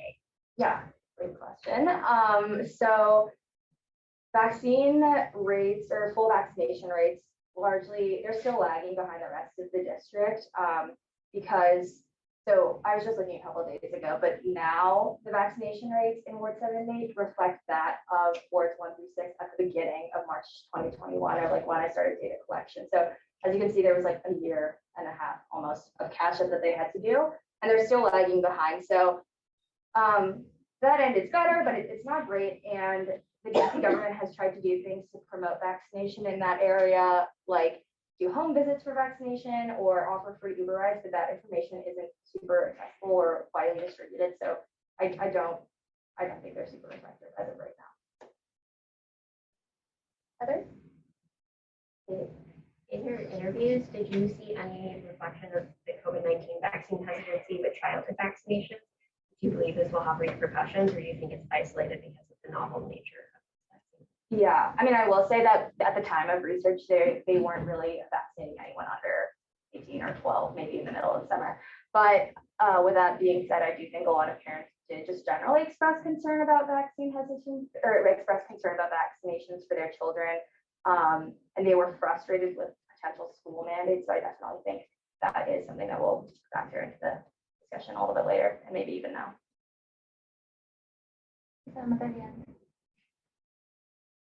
Yeah, you mentioned with your canvassing that you spent like 6 hours and were only able to speak to like 7 people. I mean, I know canvassing is like a pretty low hit rate just in general, going around to people's houses, but do you think being associated with the district government had like a special label of mistrust, or do you think that really? Yeah, yeah, I mean, I kind of think so. It was kind of a weird thing, like set up generally, I thought, because there was this training you had to go to that was mandatory, but then a lot of people did not go to it. And then I went to the training. I didn't think it was that good, no offense. And then we got there, we had this little pump up thing, Dr. Fauci came, and then we were sent out. And the demographics, we were given these like big shirts that said DC government and like blah, blah, blah. And we knocked on doors and stuff, and people, no one ever was like, go away, government. But obviously, I think that did really affect the way they were perceiving us, and the fact that it was the demographics of the people there were largely like young white professionals, like everyone worked at Deloitte, stuff like that. And I think that is like the kind of person and the kind of system that is that creates the distrust. So I think sending those kinds of representatives into the community that don't understand the area and that have never really been there beyond this one day was, not helpful. Other questions? Marco. Great presentation, Allie. I was just wondering, like, what the people who did volunteer to talk to you, did they give like reasons, and what were some of the? Yeah. I think a lot of them I think some of them actually were like academics. So I think they were saying, oh, like I totally did this.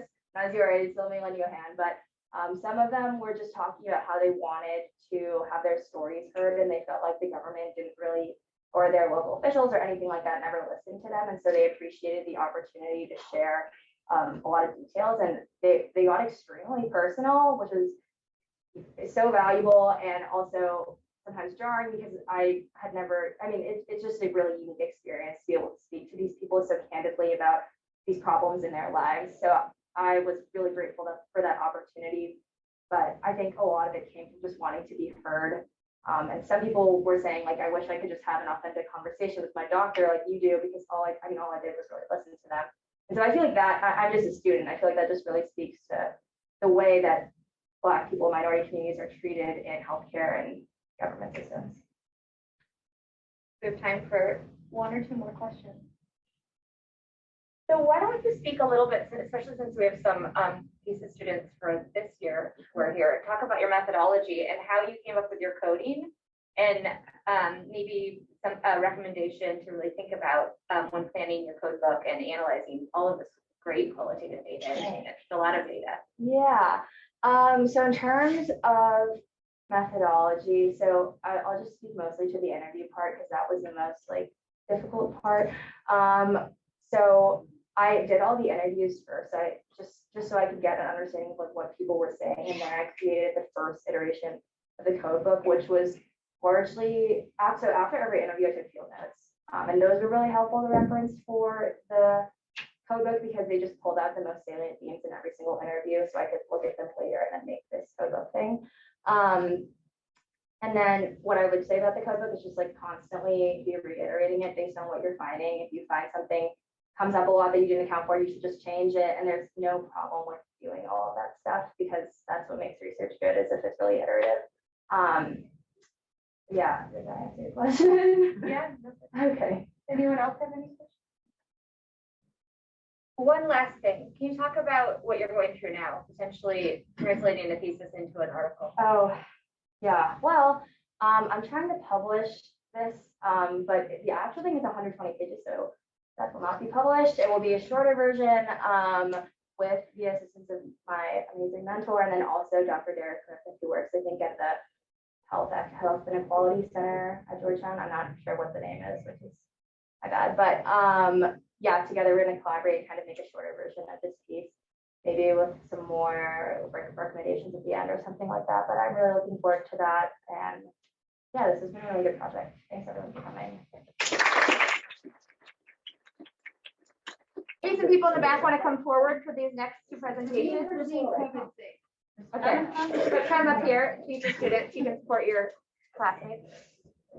Next, we have another global health presentation by Isabella Turilli called Who Owns Your Health? The Impact of Neoliberalism on Global Health Governance. And just as a reminder, the mentor asks the first question, and then we'll all engage it around this project. And this is really wonderful. So take it away. Hello, everyone. I'm not sure, well, actually, I'm pretty sure I know it's really, but hi, I'm Isabella, and this is my honors thesis, Who Owns Your Health? The Impact of Neoliberalism on Global Health Governance. And before I actually go into some of the substance, this is, I've been told, a really scary title because it has a big word that people like don't like to tackle, and this is like inherent to both academia and students. Everybody I talk to like doesn't really know what neoliberalism is and doesn't really want to because it's pretty vague and big term.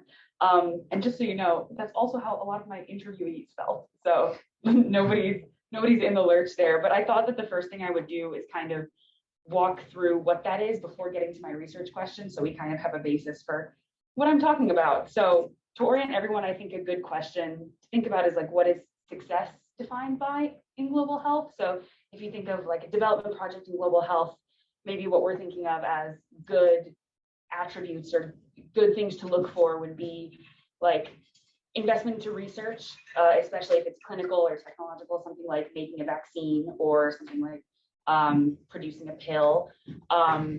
Maybe continuing from that, having those pharmaceuticals actually delivered or using those therapeutics in the field, then having whatever that is delivered be successful in terms of data output. So we're seeing that after this was implemented, we see fewer visits to clinic or urgent care, or we see an impact on the local healthcare system.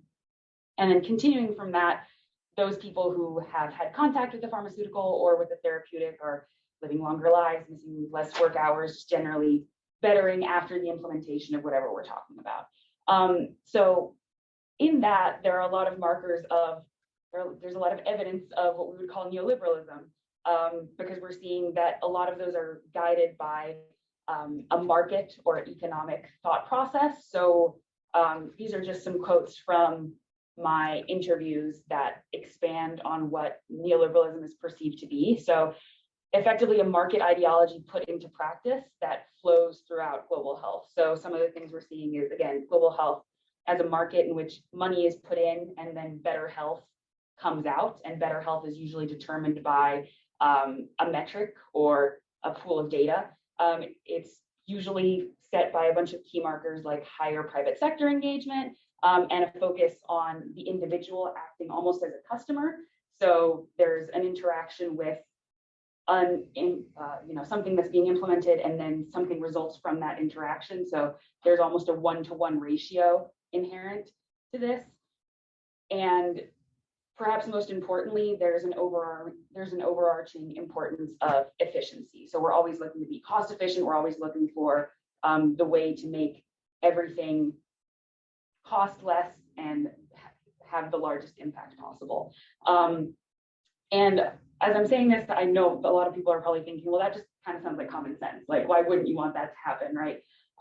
And you're right, it has become defined as common sense to the point where there's a lot of literature on how neoliberalism is actually like a deep core in global health. So we actually don't know how to think about global health anymore without using some of these principles to guide us.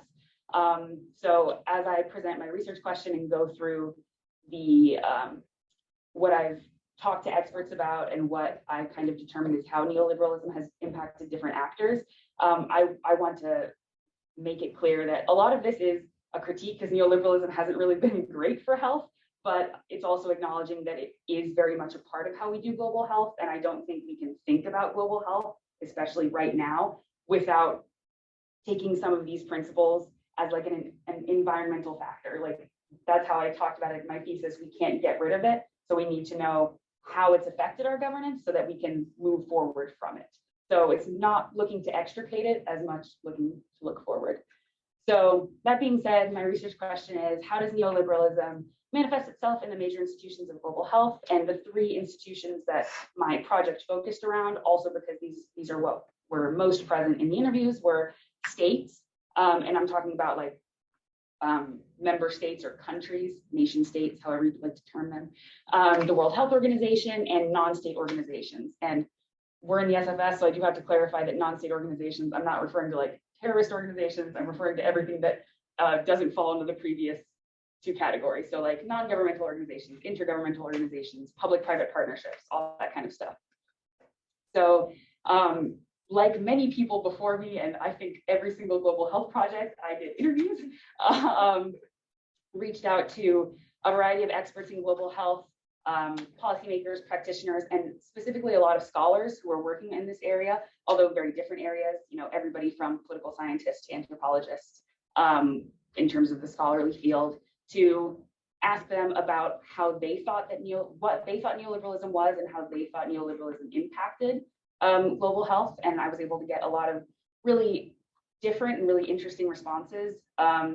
This project I think was really helpful just because it's people working in global health thinking about what they're doing instead of doing an entirely separate project. So it was really self-reflective. And then like everybody else in global health, I used a code book and extracted kind of the emerging themes from the interviews. They cluster around obviously the big topics. So each of the three actors is present in this, major themes graph.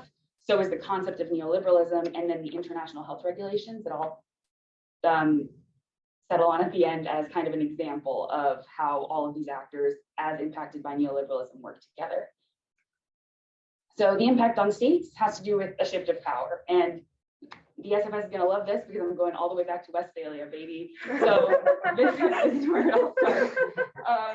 So our international system is based on a system started in Westphalia on state sovereignty. So the state has unequivocal sovereignty over its territory. And as we moved farther from the 1600s, with that came an understanding of the state's relationship with the citizens. So the state has a responsibility towards citizens to protect them, and there is no institution like the state in the world that has that kind of responsibility towards a citizenry or towards a group of people, really. So one of the responsibilities of the state is providing stuff like public goods. And I argue, and many people that I talk to argue, that health or the provision of health is a global public good. So that's something that should be provided to citizens. It's not something that you should have to seek out or necessarily pay money for, because it's something that you need to be protected. It's something you need to live well, and that's something that the state is supposed to facilitate. Now, the state, however, is not necessarily the most efficient delivery system for all of these things.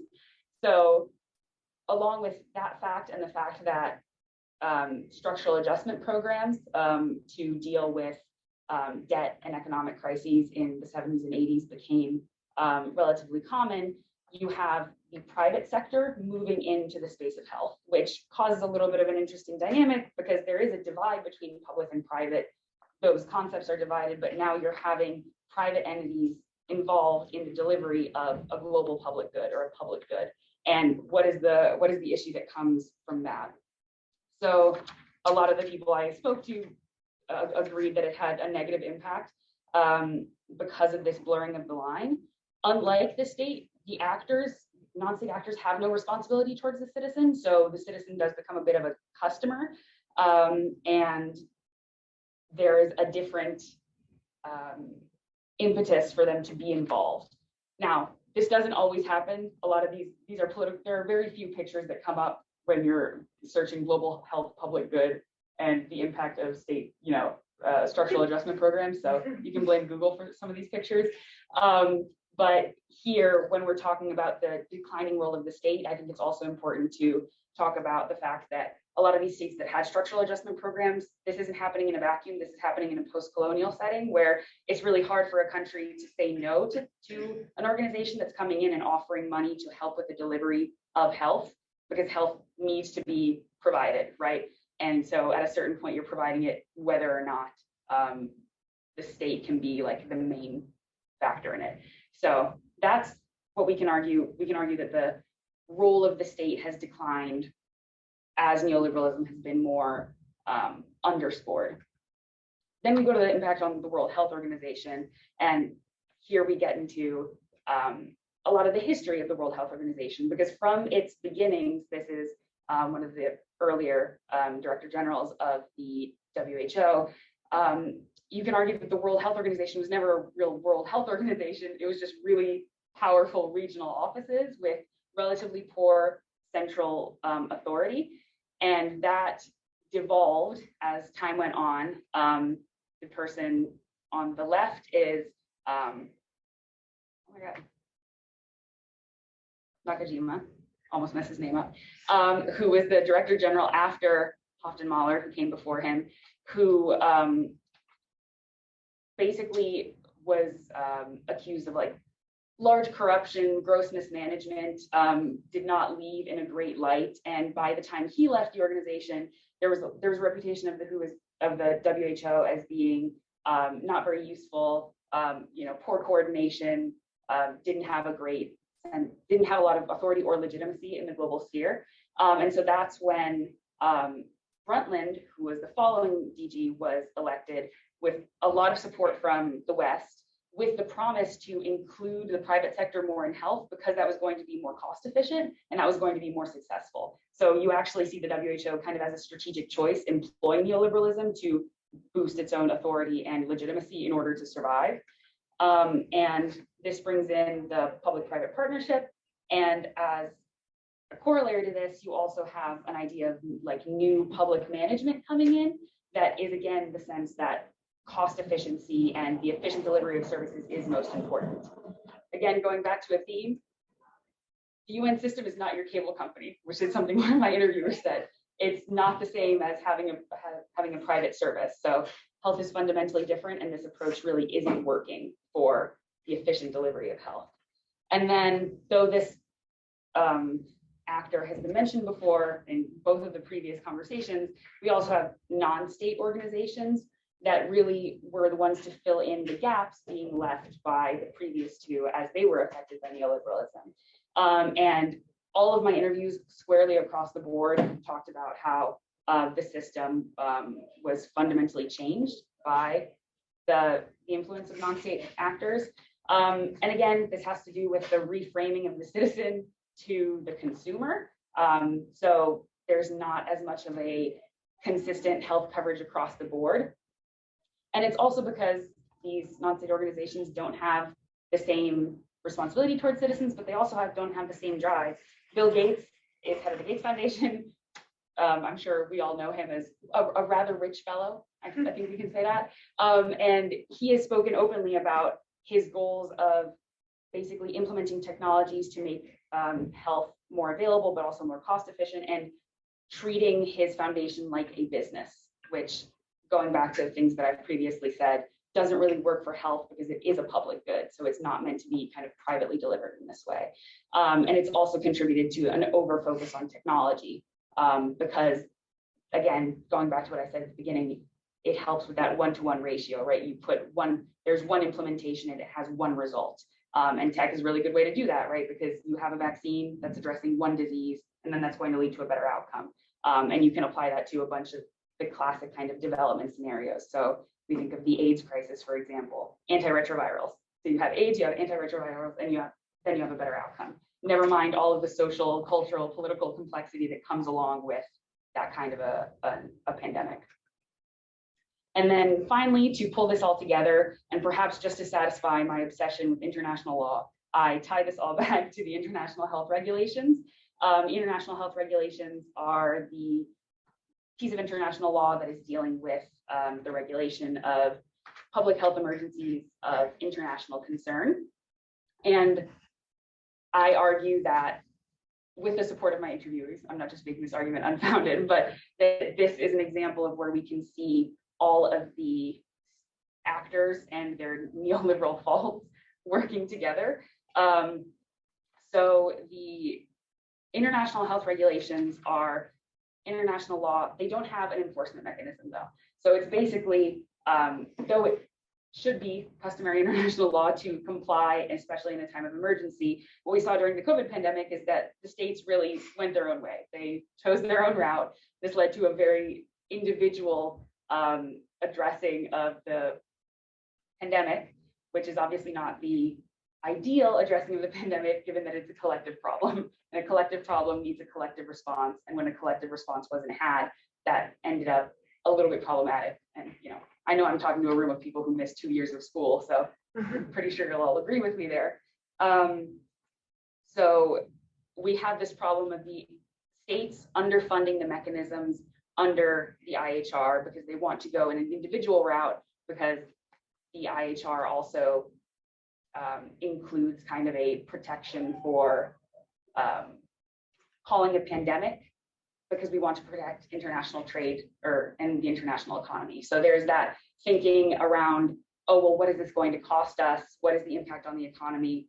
Somewhat to the level of health, which impacts our decision whether to call on, call a pandemic or call a fake.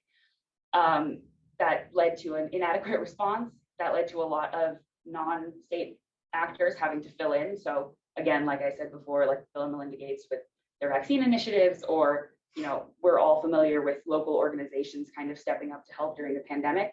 But it's also led to the kind of one-to-one implementation result system on the international scale, because there is a push specifically by European health ministers to look into a new pandemic treaty that's specific or more specific to the COVID pandemic, which again, I just feel reflects the argument of efficiency and like the addressing of an individual problem. We have a set of we have regulations that deal with pandemics, and they're not perfect. And all of my interviewers were very candid that they're not perfect, but the fact that we're putting energy into a completely new thing that would probably only really be good at handling the pandemic that has now passed, not really, is again a sign that we're in a mindset of a pretty individual approach to global collective problems, and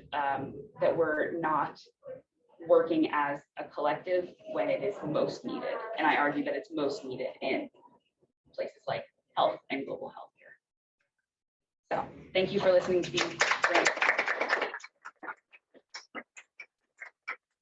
Such a wonderful and important project. And you talk about the power of individuals, the power of states, and the power of kind of global collaboration. I was actually wondering, so who owns your health anyway? And why does it matter so much?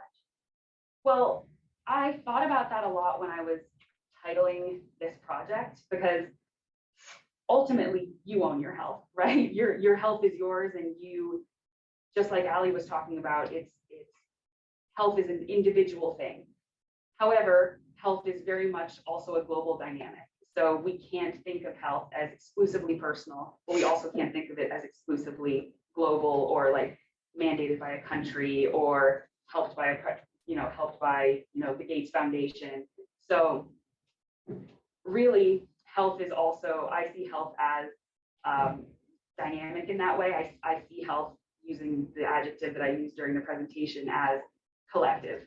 I think I can think of my health as personal, but on a larger scale, we can't ignore that our health impacts each other. And I think that that's a level of recognition that somewhat has been achieved through the pandemic as we all navigate this, but I don't think has been adequately understood or at least implemented on the levels of governance at which I'm talking about. So we have kind of a deficiency in the coordination and the goals of how we're protecting and taking care of our health. Did any of your interviewees, I guess, have suggestions on, you're talking about moving forward and kind of like getting away from this solely neoliberalism mindset, but we're also seeing the rise, like the Gates Foundation is one, like the biggest funder in global health right now. Did any of them have recommendations for how we're moving forward, or what steps we can start to take to get away from this such economic focused version? That's a really interesting question, because most of my interviewers would get linked about kind of the problems that I detailed, and then would caveat it with being like, but we need the money. So it's not, that's why I talked about, we're not extricating ourselves from this system. It is a game of moving forward. And a lot of what they talked about was basically getting the voices of the most impacted to the table. So something that didn't make it into my very speedy 15-minute presentation, but there was a lot of emphasis on, global health. The consequence of a lot of these things is mass inequity. And following on from Allie's presentation, that mass inequity is most, you see the burden most in post-colonial settings, or settings that are like still in development, settings that don't have like a fully formed healthcare system, all of those places. So those are the places that are having the burden of these choices, of that like cost-efficient individual approach. So basically just getting more of those voices at the table, while understanding that the funding pools currently are the actors that I talked about, especially the last category. As someone who started her week getting yelled at by Bill Gates. Oh no. Apparently I'm not alone in that. I appreciate the conversation around the role of philanthropists, capitalists, shaping the global health agenda. But a question about the IHR and the negotiations for new agreement. Do you think there's a space for an end in there? Like, do we strengthen IHR and look to fill some of the gaps through a new agreement? And is it A&D or END? A&D. I think that the and is probably where we're going. Or let me rephrase this. When I started doing interviews and I started talking about the pandemic treaty in context with the IHR, basically the universal response was, why are we focusing on a pandemic treaty? Like, why are we doing this right now? We have bigger fish to fry. We have regulations. We're also dealing with the pandemic. Why are we wasting this political capital on trying to address this pandemic through something that won't be legally enforceable for years? However, as the year went on, I kept, doing my lit review and kept following up.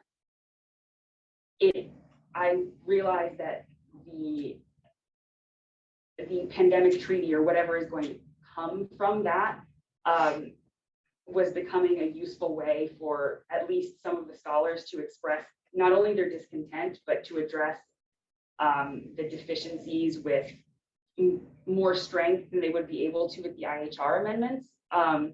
Now, squarely, all of the interviewees also said that the IHR had to be amended in some way, shape, or form, and they were in that bucket. But as my thesis has gone on over what I think is like 15 months, the pandemic treaty has become more and more of a viable option to support the IHR from what I spoke about with a lot of people. I know that I spoke to some people who were really hopeful looking at the Framework Convention on Tobacco Control as like maybe the pandemic treaty can be the successful successor to that. So I think now it has to be an and, whereas 15 months ago I would have told you that it shouldn't be an and. I think now it's squarely on that path. For my question, Isabella, I was just wondering, like during your interview process, did you like find like certain like schools of thought like that varied by region? So like one example I was thinking is like you interviewed people from the Philippines and Kenya, I believe. Mm-hmm. Were there like different perspectives between like recipient nations and donor group? Like I wouldn't say necessarily a difference in opinion. Some of the more the category I would say that had the most diversity was the state category, in which I argued there's a declining role. People had a lot of qualifiers on what declining role means. So does it mean that the state is actually losing power, or does it mean that the state no longer has like norm setting capability in the region? What I would say was most different in terms of the place of the interviewer was what they emphasized in their interview. And both the people I interviewed from the Philippines and from Kenya really focused on the fact that what they were talking about was just now really getting noticed through the decolonized global health movement. Like what they had been saying was just now getting to be relevant in the spheres of like actionable power. And that was frustrating because none of this is new. Like I'm talking about stuff that started like 50 years ago, if I'm being conservative with the date. So there's actually a big quote in my thesis that's from an African researcher being like, I'm an African researcher, but because I'm African, I don't have solutions, I have problems. And people in Geneva give me solutions to my problems. So I feel like now, to answer your question directly, it was a difference in emphasis, like largely a lot of the support for what I said in terms of like the academic or scholarly opinion was the same, but in terms of what was being emphasized in those interviews, it was, we've been talking about this, like, give us a seat at the table. I was wondering if you want to talk a little bit more about your methodology. In terms of identifying people, because you interviewed quite a few of high-level people. How was it navigating that, speaking to them, reaching out, and kind of following up on this? It was nerve-wracking. I did, at my lovely mentor's suggestion, kind of work up to the high-level people, so I didn't like start off interviewing like the top expert on the WHO. But what I did was I like brought up a list of questions, which again, I made with Professor Mendenhall. So a lot of them were open-ended, relatively broad, and then narrowed as the interview went on. So my first question was literally like, in your scholarly opinion, what is neoliberalism? Which ended up being the longest question of the whole interview nearly always, because people had a lot of opinions on what neoliberalism is and what it is in context of global health. But beyond just doing the interview, what I think was really important was, because most of the people I was interviewing not only have worked on this their entire lives, but are like published and have like published opinions, I made sure that I researched every person before going in. So I wasn't asking, not a dumb question, but a question that like was known if you read their most recent paper or something like that. So I tried to tailor every interview to the specialty of the person. So I didn't expect everyone, for example, to have like a fully formed legal opinion on the IHR amendments when I was talking to like an anthropologist. When I was talking to an anthropologist, I talked about, like what healthcare looks like on the ground, and like, how do you think neoliberalism is implemented in, your last study on, like Pakistani women or something like that. So I think the tailoring was really important to the success of the methodology, because I think if I had just gone in with the interview guide, the base interview guide I had, I would have gotten some really strange looks. I was also doing this over Zoom, so it was the added like awkwardness of a digital divide. I would have gotten some really weird looks, and I don't think I would have made full use of the diversity of expertise I was getting, because again, I really was interviewing people from all over the world and at all different times of the day and from all different fields. So, in summary and summation, don't go in with just a set interview guide tailored to who you're talking to. Any further questions? Great. Everyone, we are at our 5th presentation. We have the wonderful Megan McGuire giving her presentation next, and she is between us and lunch. So it will be, we are really, really excited to learn more. I didn't mean to actually in a bad way, but it is really exciting to learn about how global health is local and to really think about the complexities of COVID-19 at home. So her project is called COVID-19 in Rural Arizona, How Politics and Perceptions Ruin Policy, with, of course, her mentor, Rebecca Katz. And remember, Professor Katz will ask the first question. Well, since I have been reminded that I am between you all in lunch, I will try and do super quick. No. But first we're going to start with my title, as we said, is COVID-19 in Rural Arizona, How Politics and Perceptions Ruin Policy. I focused my thesis around these 2 research questions, really, of why did public health policies fail in rural Arizona, and how effective were the few policies that were implemented. But first, all of you might really be wondering, why should I care about rural Arizona? Well, I just wanted to emphasize that it's understudied. We know that urban and rural regions across the United States and across the world really responded to COVID-19 differently. And in the case of Arizona, it actually has the 2nd highest death per capita rate in the United States currently, 2nd to Mississippi. And the 2 regions we're going to talk about, these counties right here of Mojave and La Paz, have 2 of the lowest to this day vaccination rates in the state, and they also have 2 of the highest death rates as well. In Mojave County specifically, we're looking at a 659 per 100,000 population fatality rate, and in La Paz County, we're looking at a 638.4 per 100,000 population fatality rate as well. And this was even more poignant when I was really getting into the weeds of my thesis. Back in September, on September 19th, the United States reached a 1 in 500 people had died from COVID-19, whereas Mojave County had reached on that same day a 1 in 245 people had died from COVID-19. And that has only worsened to about 1 in 180 at this point. So really, I just want to emphasize that there were regions across the United States that aren't being paid attention to who really suffered under COVID-19. And even more importantly, this is my hometown. Back in March 2020, when many of us were sent home by Georgetown, this is where I spent my 17 months in the pandemic. And I really wanted to understand why these communities were responding to COVID-19 so drastically differently that I felt like I was in the twilight zone at times. But first, a little background information. So this is a map of Arizona. You can see Mojave County and La Paz County make up the bulk of the western border with Nevada and California, both of which had pretty expansive COVID-19 responses at the state level. Arizona has this interesting history where it became a state in 1912, and there was a lot of political tension around this because Arizona was expected to be this democratic bulwark, and it actually was one until about the 1950s, 60s, where you saw this emergence of 2 states in one. And that's really demonstrated by this middle image here showing the red west and east, and then your metropolitan centers of Phoenix and Tucson that are very democratic to this day, whereas the red west and east tend to see your independents and Republicans.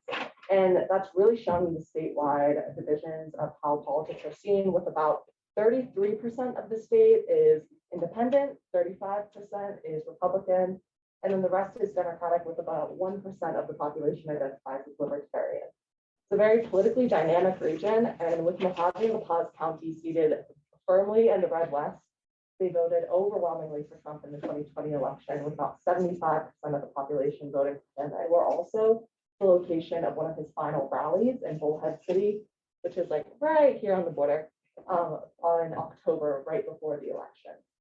And this final image on the side shows the Colorado River Indian tribes.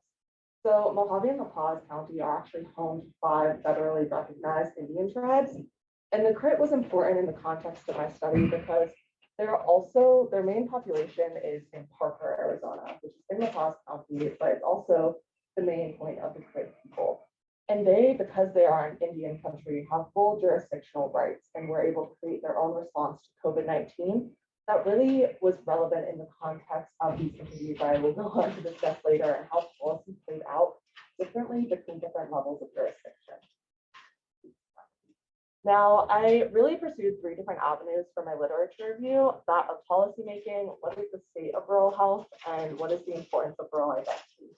In looking at policymaking, the importance of the individual's identities of stakeholders really came to be pertinent, particularly in the case, for an example, the mayor of Lake Havasu City is not only the mayor, but he's also the vice president and general manager of the main hotel in this region. So both of these counties are very tourism reliant. They see about like 80,000 winter visitors alone and saw 7 million overnight visitors in 2020, which just emphasizes that there were big issues with tourism and just these overlapping identities you had with government officials also being interested in economic consequences. Now, in the state of rural health, what was really made clear was that rural regions are very resource deficient. They tend to have very high patient to primary care physician ratios, about 4 times or even 5 times as many patients are reliant on single primary care physician than in your urban regions. Additionally, they don't have as high caliber of hospitals. If you're going to the highest level of trauma center in Mojave or La Paz, you're going to have to drive a minimum of about 3 hours to Phoenix, or you're going to have to go to Las Vegas, even outside of the state. That means you're going to have to use a helicopter. It's going to be very costly. And rural regions tend to be less affluent and have elderly populations and have less education, which correlates with higher levels of health risks and chronic conditions that ravage these regions' already scarce medical resources. And finally, the importance of rural identity came up in my literature review. And while I defined these 2 regions as rural based on the Office of Management Budget's definition of rural being like 50,000 population, what really came to be important was this whole concept of what is an identity. And in that, I relied on Francis Fukuyama's definition of identity grows out of a distinction between one's inner self and an outer world of social rules and norms. And this came to be key because these rural regions have what are known as moral communities. They are rural communities and they are moral communities, where a moral community sees this specialized sense of place where people feel an obligation to one another to uphold their local ways. And these local ways can be created over generations or decades of people interacting with one another and with the same families. And this is important in the rural context because you have these interconnected ways, but you also have this history of rugged individualism, which, as Jonathan Haidt here says from The Righteous Mind, the United States was really founded on this idea of the protection of individuals and their freedoms, whole rights to life, liberty, and the pursuit of happiness being foundational to the American mindset. And this really holds firm in these rural regions that still have that. We're known as like the Wild West in Arizona still. And finally, you have this idea of the politics of resentment that focuses on this rural and urban divide that is seen within Arizona and many rural regions, where there's this resentment towards perceptions the state government doesn't care about rural regions. They don't want to support the rural regions. In Arizona's case, this really goes back to the 1966 reapportionment of the legislative districts, which saw all the rural regions that had had the most representation, they shifted more towards these urban centers of Phoenix and Tucson. And resulted in this quote from a former state rep from Flagstaff that rural Arizona cannot be neglected by state government any longer. The needs are great and must be addressed. Really emphasizing that these regions felt that they weren't being cared about or their concerns weren't considered. So this really leads into the research that I conducted over the past year. I used a multifaceted data gathering approach, starting with my research for the COVID analysis and mapping policies project through the Georgetown Center for Global Health Science and Security, and really just gathering all of these COVID-19 policies at the Arizona state level, county level, and city levels, as well as tribal nations. I also conducted 31 interviews. I reached out to 76 possible participants, and I identified people who were government officials, medical professionals, business or community leaders. And one thing that was interesting was I ended up identifying them anonymously because many of them actually were afraid of blowback in these interviews on if they were a politician, on like their political aspirations, and even just from their own friends and families over what they had said, what they were going to say in these interviews. I used a semi-structured interview guide like many, open-ended questions, and I also conducted a code book, and I used words like liberty, enforcement, frustration, and confusion to really analyze what my interviewees were saying about the COVID-19 circumstances in La Paz and Mojave. I also did a case data gathering, and this here is a timeline of when I conducted my interviews from about June 2021 to the end of August 2021, when cases were rising. One thing that really came to be apparent as I was gathering case data, this is daily cases for Mojave and La Paz County, was the disparity in resources that were able to give me data. So Mojave County was actually fortunate enough to have a data dashboard available, whereas La Paz County did not have that at all. And I actually had to rely upon the state available data. However, that caused a problem when I was informed that all of the Colorado River Indian tribes data, all of the tribal nation data is actually suppressed at the state level. And they have to basically give the state clearance to state their case numbers. So you don't have a full picture of what case data looks like in these regions, really showing a lack of available data to make fully informed decisions. And then finally, I created these like failure node maps that really acted. This first one was helped me to frame my thesis and kind of outline what my hypothesis was going into these interviews and going into writing this, what I thought people would identify as failure points or disparities in the COVID-19 response. This ultimately changed a lot and turned into this one, which was my post-interviewee failure node map, where people identified issues with the population changes, just COVID-19 policies and how they were communicated. And this really helped frame my results and analysis, which are shown here. So I divided my results into about 14 sections and like kind of 7 broad categories. It'd be really long for me to go through each of them, so I'm going to go straight into action by discussion where I'll discuss examples that exemplify these. So after going through all those stories in those 14 sections, I really ended up with these 5 failure points that I distilled from all of them, which were a lack of enforcement of COVID-19 policies, a lack of political will in these regions, a lack of resources was very apparent from the beginning, a lack of communication in both science and between different government entities, and a lack of belief and trust.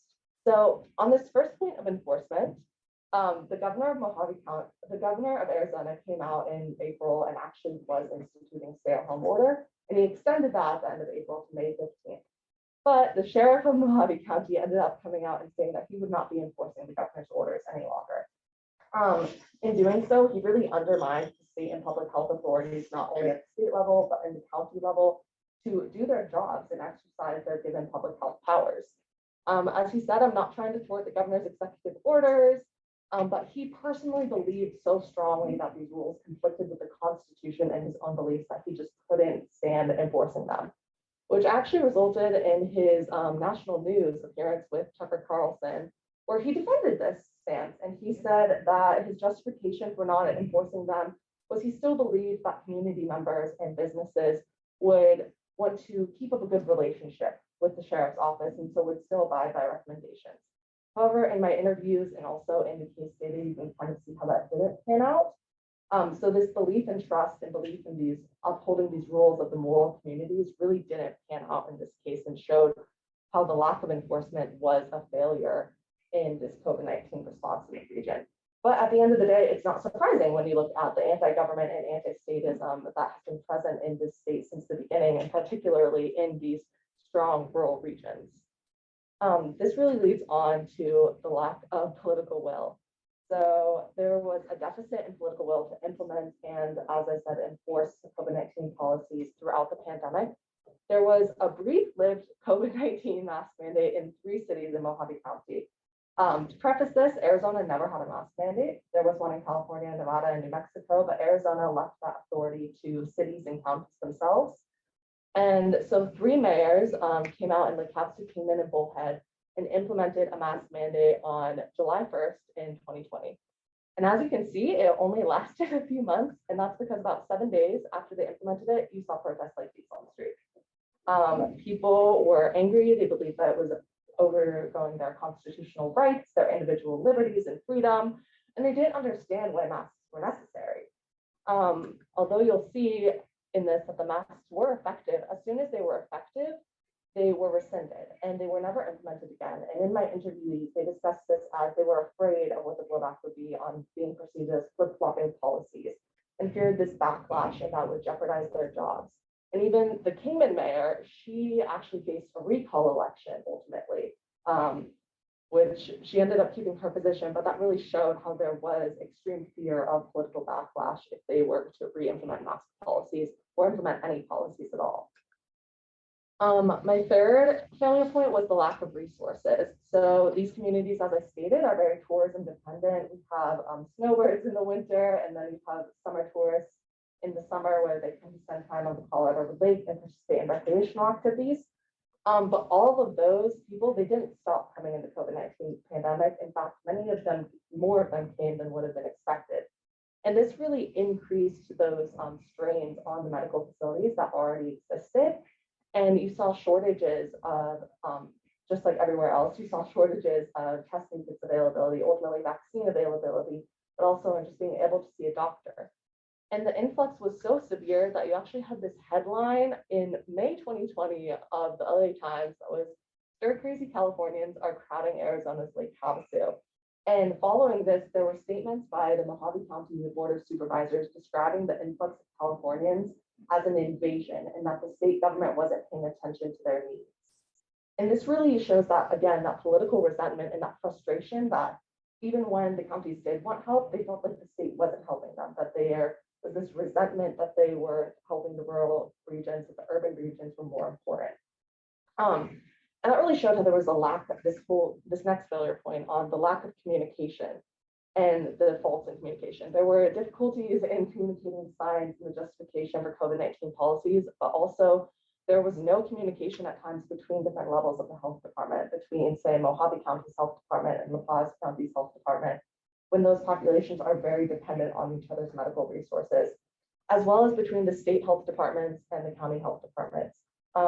One interviewee discussed how they never knew what the governor's office or the Arizona Department of Health was going to say, and they found out with the rest of everyone what the new policies or guidance were going to be. Additionally, government officials were confused from the beginning about their own personal roles in the COVID-19 pandemic and perceived these dueling press conferences in the national news from former Governor Cuomo and former President Trump, and how that really confused them in what they should be doing for the good of their own community, as well as ultimately confusing the citizens in these regions of what guidance was the best to follow. And finally, you had this lack of belief and trust. As I stated, these regions are already prone to this sentiment of rugged individualism, questioning, and skepticism towards government in the first place. And this really was hampered further whenever there was a policy they didn't understand, and someone might do their own personal research, or a policy that was quickly implemented and then rescinded, that just gave them more impetus to question policies further and ultimately ignore much of the guidance that was recommended at the federal level, because they didn't believe what the federal government was stating, or even at the local level, they didn't believe in the trustworthiness of anything that said health department. So finally, this really leads into my 8 recommendations on how we need to improve a public health response in the future. Starts off with, we need to fund local regions and rural health departments, especially keeping into account that many of these regions are tourism dependent and have spikes in population that aren't seen in your day-to-day census takes. Second, we need to centralize these data sources. When I was trying to conduct this research, and it also came up in my interviews, was just people didn't always know what the right case numbers were, what the right vaccination numbers were. Third, we need to centralize and clarify this authority structure. Many of the people I interviewed were very confused over who was ultimately in charge of COVID-19 response and really where the buck stopped.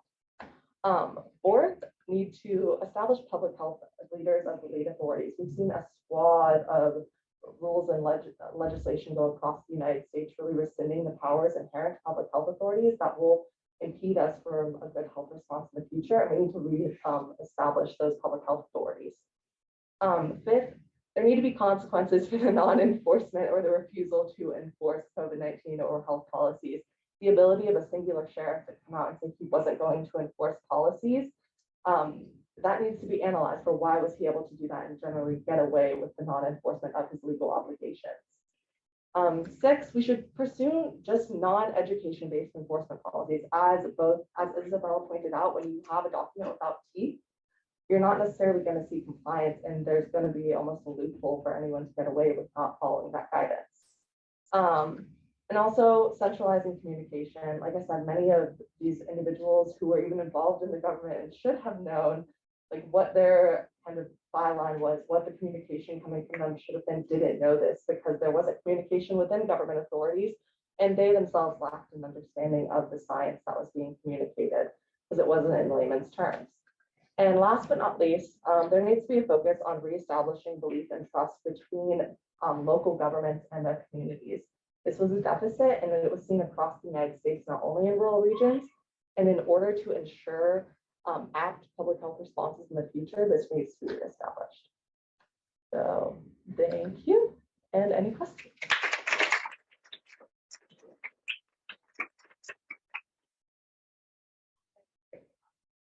So much work and so much hard to try to figure out. And two quick questions. I think you talked about the recommendation on enforcement compliance, but I'm curious what your thoughts on how realistic it is. Right? I think for some of us it's hard to get our heads around the fact that you have law, you have policy, you have law, and then you have somebody who says, I don't care. And how the community reacts to that, and trying to figure out what that next step would look like. And I think the other question I would have is really, given how many people have died in the community, do you have a sense from the community and friends and neighbors if their viewpoints have shifted just based off of the outcomes? Yeah, so I kind of have a slide that addresses that first question, actually. So thank you to everyone. But in the whole ability of Sheriff Schuster basically to come out and say that he wasn't going to enforce, I kind of teased out what was around that lack of enforcement and how other government officials felt about that response along with the community members. There were many community members who actually were happy that he wasn't going to enforce this. They saw all of these government mandates and recommendations as really overreaches on their individual freedoms and liberties, and were really focused on defending that against all costs. But you also had quotes like this where one government official literally felt like they were being shot from behind all the time, and that the local leadership in our county board didn't have their back. So it wasn't just the singular actions of Sheriff Schuster, but it was a systemic fault in that he said he took that political blow saying, or political boost, however you might perceive it, as saying, I'm not going to enforce the governor. I'm going to stand up to that centralized state government. But he was supported by a lack of action by the Mojave County Board of Supervisors. And no one from the state authority ever came out and said, no, you need to listen to us. These are the reasons why we're implementing. They didn't come and really explain why these policies were so important, and that even though rural Arizona is very different in its how it's laid out, how many people live there than your urban counties, that implementing similar policies was important as well. Just like Isabella and Allie have both stated before me, health is global and it's local, and it's a network that relies upon the actions of one another.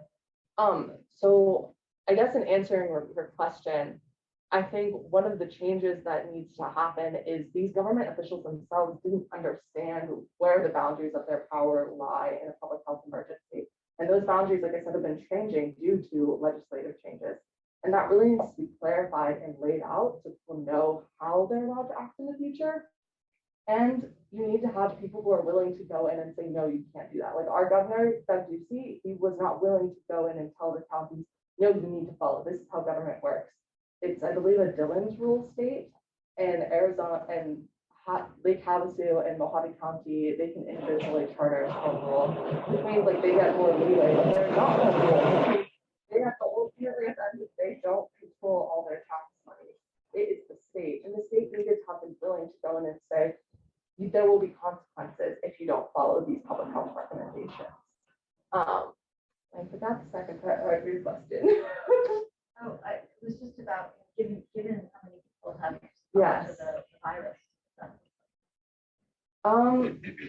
It's sad, but at this point, it's almost that it's been so long, people have gotten so used to it that it's like, oh yes, these people have died, but we want to live our day-to-day life. We want to go back to those like moral contracts we have with one another. We want to return to this. It's not a lack of respect for life, but also these regions are very elderly. And throughout the pandemic, even to this day, people will continue to question, did that person actually die from COVID-19? Or was it something else and they just wrote COVID-19 on the death certificate? Like, there's also a lot of questioning about how severe and how true these actual numbers are, and like what counts as a COVID-19 death, or what counts of this person had 7 existing preconditions. Like, why should we count that as a COVID-19 death? So it's sad to say, but there's still this almost hesitation to believe in the severity of the pandemic and how it's been, even though like I could see it day to day with my own eyes. It's sad but true.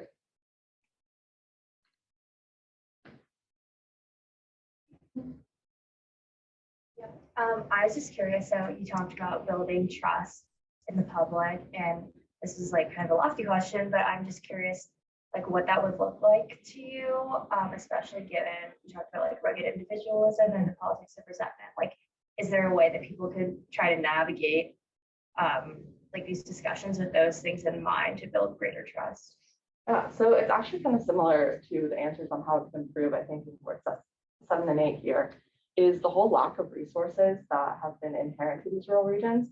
Although historically they have come out and said, oh, we don't want help from the government, they accept help from the government, and it's accepted and wanted, that support from government institutions, that money that helps bolster these communities.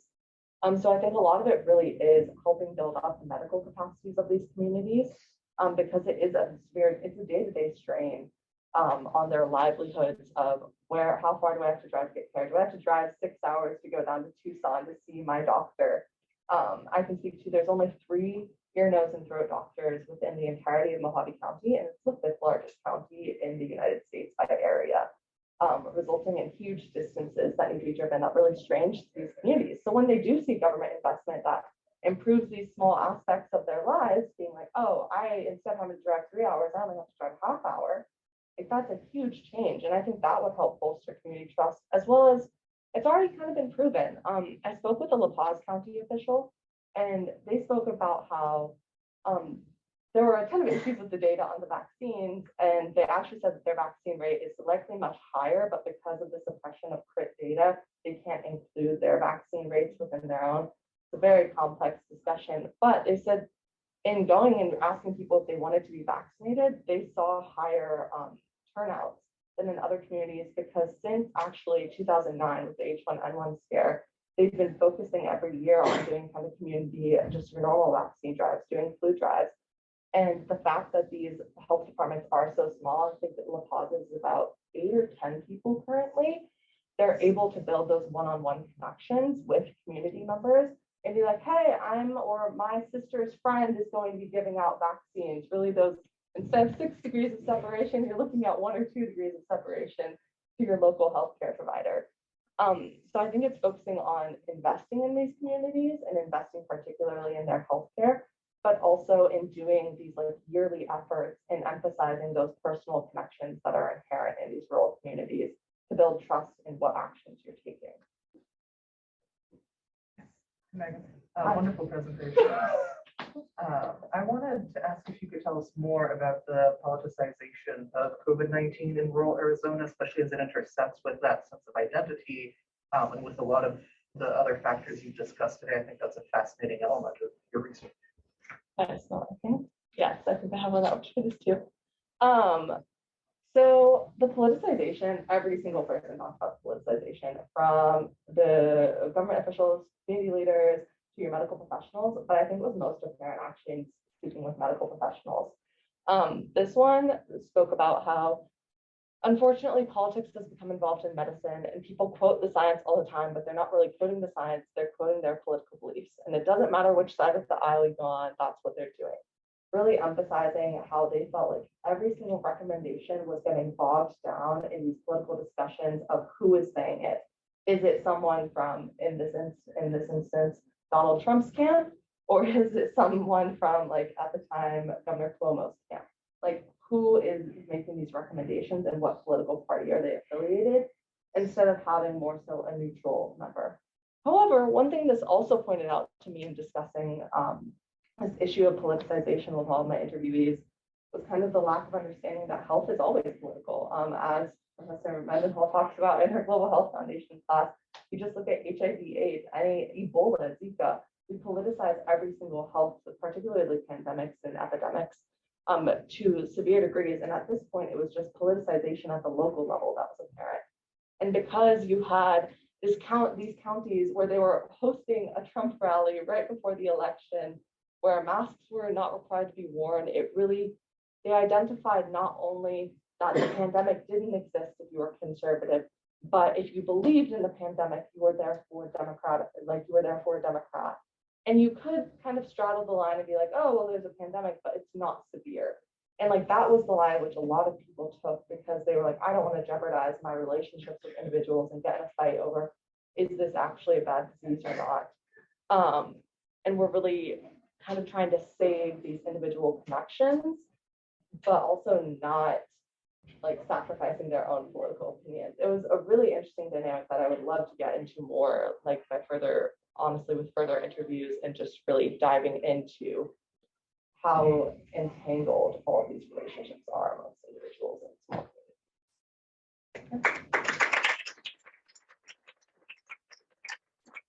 communities.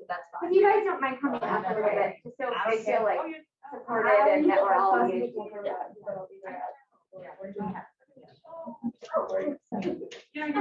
We just meet there. Okay, everyone, we need to stay on schedule. Thank you for those of you who have stayed. This is really a special day for us in the STIA program. It's just incredible to share and learn about the senior theses that I find to be so interesting and really inspirational. The work that you've done and thinking about where you've come from last spring, even before this time. I mean, I think Isabella had said 15 months. Is that how long you guys do work on it? So it's a project you really carry through and grow in. And so it's just, I just love sharing the space with you. So it's wonderful to introduce James Bond to this project, from the age of industry to the age of information, rethinking monopoly in the data-driven present. And his professor, Carol Kuntz, is here, and Michael Kazan isn't able to make it. But just so you know, the guiding rule is the professor present asks the first question. So yes, you'll know that. So take it away.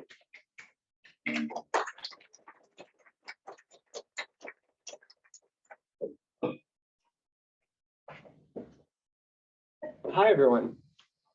I'm James. I know everyone in this room.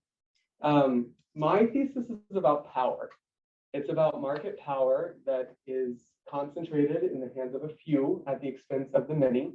It's about political power that is leveraged to circumvent US regulation of antitrust law over big business. And it's about the social power that follows that allows the powerful to exploit individuals. I argue in my thesis that there are many similarities between the tech companies of the early 1900s, in the case of the railroads, and the tech companies of the modern day, in the case of big tech. And by comparing these two moments, we can deduce the meaning of monopoly and what is imperative now for big tech. I do this through the concept of framing, because these are social constructions, the concept of monopoly.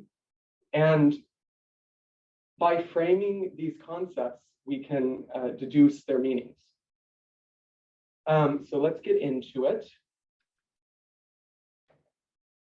So my outline will largely follow the outline of my thesis. I'll start with a literature review, which has 3 components. I'll discuss what framing is, and then I'll get into my 4 frames I identified in my data, and then I'll conclude. So the biggest thing that I learned in my literature review was that the concepts of the disciplines of economics and antitrust are often considered sequestered and set in stone. But the reality is that these disciplines have changed significantly throughout history. And this change is largely triggered by the necessary adaptations of that specific moment in history. And this pairs well with science and technology studies because the nature of technology is that it's emerging. It's something to be dealt with. So the first part of my literature review is the economics section, and this might bore you, but bear with me. The first key takeaway, I identified 4, all related to this changing type of dynamic research that I'm talking about, is that market power is conceptualized economically as the ability of a firm or a company to set price above that which would prevail under normal competition. And this has necessarily leads to market inefficiencies. But it's also a socio-political concept. And this has roots in Louis Brandeis's assertion that keeping in check big business is imperative for preserving democracy. And there's a new movement named after Brandeis in the modern day called the New Brandeisians, who essentially argue that America's market concentration problem is caused by the market power exerted by of companies. The second is that monopoly can be one firm that exerts market power or several colluding oligopolistic firms. It can be exerted in one market, or it can be exerted in that market to gain footing in a secondary market, and so across markets. And it can exist on the supply side where there's one supplier, a monopoly, or it can exist on the demand side where they buy up all the demands called a monopsony. The third key takeaway is barriers to entry are the way that established companies in a market can enjoy less competition. And so in my thesis, I list comprehensively 18 barriers to entry that are established by dozens of economists. And these barriers to entry can be structures of the market that are natural, or they can be constructed by companies in an effort to maintain or gain power. But regardless, they are to the advantage of established companies in a market. The fourth key takeaway is that the relationship between technological change and technology and market power is complex. On the one hand, it's theorized that technology can be the greatest asset to competitors and the greatest threat to established companies. But on the other hand, especially when put alongside barriers like economies of scale and research and development, it can represent a tool for established firms to leverage in order to make technology itself its own barrier to entry. So I talk a lot about surveillance capitalism in my literature review. And this is a concept theorized by Shoshana Zuboff, who stipulates that the modern company can claim our private human experience as free, raw resources to translate into incredibly profitable sort of capital, right? So a growing number of researchers claim that data is now the commodity that consumers, we trade for our inclusion into zero price markets, especially digital markets where companies like Facebook and big tech operate. And when this consumer data is aggregated, it can then become a capital asset, which contributes to barriers to entry like economies of scale, where Scotia and I cannot create a company that aggregates enough data to compete with Facebook, right? So antitrust, I want to emphasize that this discipline has changed significantly throughout history in 5 distinct periods. The first foundational period really established these foundational laws, the Sherman Act, the Clayton Act, the Federal Trade Commission Act. The Sherman Act declared the trust illegal. The Clayton Act then came in and specified specific business practices that are now illegal that lead to trusts. And the Federal Trade Commission Act obviously establishes the Federal Trade Commission, the leading US regulator of big business. Then came the period of government-industry cooperation. And during this period, antitrust was not legally rolled back, but enforcement pretty much stopped, which leads some to argue that it led to market realities that triggered the Great Depression, which leads to my next period, the golden age of antitrust. Now, this period, antitrust was incredibly prolific. Under regulatory regimes like the Department of Justice under Thurmond Arnold, who revitalized antitrust after the last period, and the Warren Court, which was incredibly populist, antitrust was at its height. And this triggered some pretty immense backlash from an influential school of antitrust thought called the Chicago School. And this was the most impactful period of antitrust, which still holds true today. So Robert Bork, the face of, in many ways, this movement, wrote this book called The Antitrust Paradox, where he basically claimed that over-enforcement of antitrust was actually harming competition. And he came up with this idea of the consumer welfare standard, which is a very rose-colored term for what it really is, because it doesn't actually protect consumers, but rather more specifically protects the price that consumers pay. And so after this consolidation, antitrust became an economically oriented discipline under very strict economic metrics that were price-based. And that still holds true today.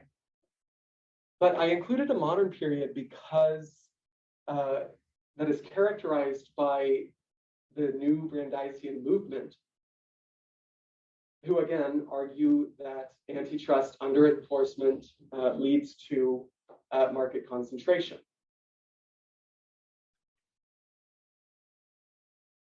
So I want to get into my methods a little bit, which is framing. So what is framing? Framing is the process by which researchers can call a few elements of a perceived reality about a concept, and then assemble a narrative that promotes a particular interpretation about that concept. In this case, it's the socially constructed concept of monopoly. And so it seemed like the perfect, or at least the best methodology for my purposes. And so I identify 4 frames: the powerlessness frame, the conflict frame, the human impact frame, and the economics frame. The first and largest frame in my data was the powerlessness frame, and this has 3 subcomponents, the first of which deals with mergers and acquisitions. Both of my case studies, the Union Pacific Railroad and Facebook, came under fire for their mergers and acquisitions. Interestingly, in the case of Union Pacific, it was framed as the weak entity under the dominance of larger market forces. In the news, the Union Pacific merger with its competitor, the Southern Pacific, was framed as necessary out of self-defense. And this provides a distinction between that period and the modern day. Facebook is framed as the dominant force over its comparatively weak rivals, as it can acquire large companies like Instagram, WhatsApp, and smaller companies like Oculus VR, Onavo, and Customer. And how I make sense of this distinction is that regardless of the distinction, merging and acquiring companies necessarily is due to a company's need to or want to acquire more power. Whether that's out of self-defense or out of acquiring power for power's sake, it is used to acquire power. Also within this frame is the concept of barriers to entry, which both of my case studies are accused of constructing to their advantage. Economies of scale, consumer switching costs, research and development, advertising, pricing, all of these barriers to entry are present or implicit in the news text. The last part of the powerlessness frame is the most interesting part to me, and it represents another distinction between my two case studies. And that has to do with institutional enforcement. So in the case of the Union Pacific, institutions were framed as able to adapt and create new points of regulatory intervention. And judicial institutions were framed as effective in their enforcement of the Union Pacific and other monopolies. But in the case of Facebook, because of the intentionally ecosystemic and complex integration of their platforms like WhatsApp, Instagram, and Facebook, it is framed as difficult to break up by institutions. The next frame is my conflict frame, which deals with a game interpretation, where there's a new set of winners and losers. And this frame is really interesting because both of my case studies are framed as competing with other powerful firms, which leads to conflict. But what's really interesting about this frame is that out of that conflict comes collusion because they can't overcome the conflict. So in the case of the Union Pacific, the antitrust case of competing railroads that resulted in collusion in the St. Louis market was discussed. And in the case of Facebook, big tech firms like Google, Apple, and Facebook were discussed as conflictual, and then which resulted in colluding agreements like that between Google and Facebook called the Jedi Blue contract. The next frame is the human impact frame, which is relatively straightforward. It deals with descriptions of individuals or groups that are affected by an issue. And in both cases, the case study is framed as having adverse implications onto individuals. In the case of the Union Pacific, these individuals are general humans or citizens. And in the case of Facebook, the individual is the consumer, specifically as it relates to consumer data privacy, which is important because it represents a new socio-technical development that must be addressed. The last frame is the economics frame, and that reflects the preoccupation with profit and loss. So both cases are framed generally with themes of great profitability and great wealth, but also more specifically, they're both framed with the impact of antitrust legislation and enforcement onto the stock market and the company's respective profit and loss. There's one small distinction, which is very important in the Facebook case, that these digital zero price markets have emerged. And that's important because it renders current antitrust tools, because it's economic central, ineffective. For example, there's a tool called I'm going to throw this very awful word out to you, but small but significant non-transitory increase in price test, or the SSNIP test, and it's really not relevant or important to understand this concept beyond the fact that it's a price-based mechanism to define a market for antitrust purposes in order for them to enforce big business that operates in that market. And so the pertinent question is, how do these price-based tools work in zero price markets, especially when the value of the average Facebook user's data in the US has risen dramatically from $19 to $164 over the course of just a few years. So I end my thesis pretty anecdotally. I talk about a conversation, an informal conversation I had with an economist here at Georgetown, where I basically outlined the main components of my thesis argument, and he wholly rejected them.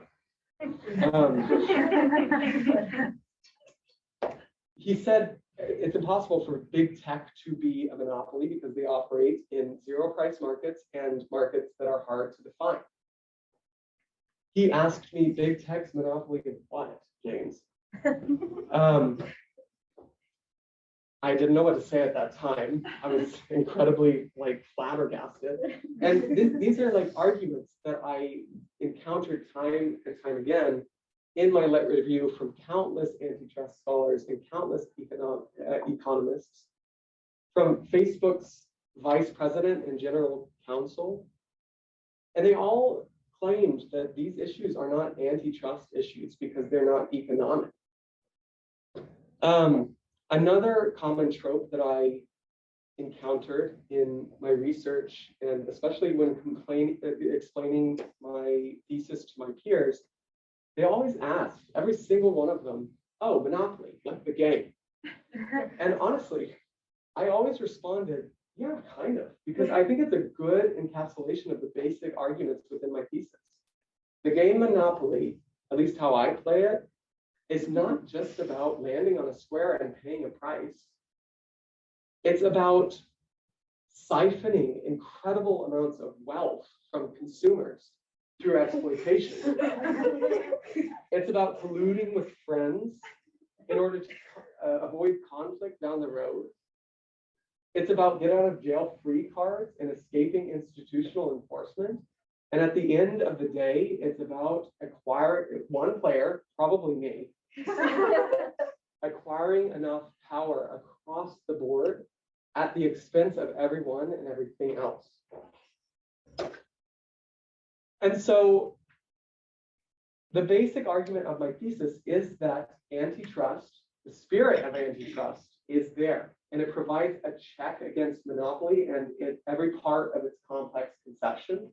But antitrust is antiquated and out of date, and it cannot capture the realities of modern adaptations of anti-competitive business practices that harm consumers, that harm the market, that harm society overall. Big tech's monopoly of what? Well, data and the power that is ecosystemic and exploitative that follows.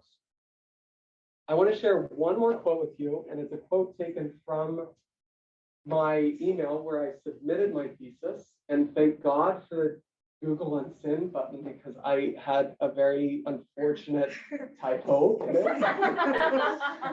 Periods really matter. And with that, if you have any questions, please don't. Dr. Kuntz, hesitate to ask. Well, I'm definitely left with no desire to play Monopoly. I will say that at least. I think this was a wonderful piece of analysis. There's so many unanswered analytical and policy questions with regard to artificial intelligence. So I'm just delighted that you tackled this very complicated question. One of the things that it did, with your focus on the policy challenges of non-price phenomena, if you will, and the inability to grapple with non-price phenomena, I'm also left thinking about, if you will, unmet public goods, which is a problem. Obviously, there's Union Pacific, after all, did build the railroads, obviously in a very disruptive and labor exploitative way, but there were railroads that facilitated development. There's tremendous uses of artificial intelligence that could serve the public good in terms of precision medicine algorithms, in terms of developing specialized materials. And those are not really being pursued. And I wondered if in your review of the newspapers, there was discussion about how to think about public goods in the context of monopoly and the extent to which these companies were able to serve the public good because of their market power, and also the general challenge of pursuing and catalyzing support for the pursuit of non-price objectives. So my data really framed monopoly in many ways across the board as harmful to society, right? One of those ways is that there was a lot of discussion about the impact of outsized market power on innovation. These companies, because they're so powerful, I think can act as agenda setters and gatekeepers. They get to decide what technologies we're using, and they get to decide how we, or I guess really just them, they're using it, right? And so I think that has negative impact on what, I mean, to your point of what technologies are being used. And I think a lot of good public good technologies would benefit by having more competition, more good ideas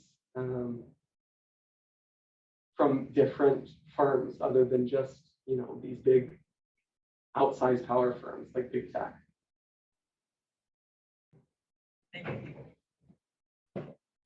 Anyone else?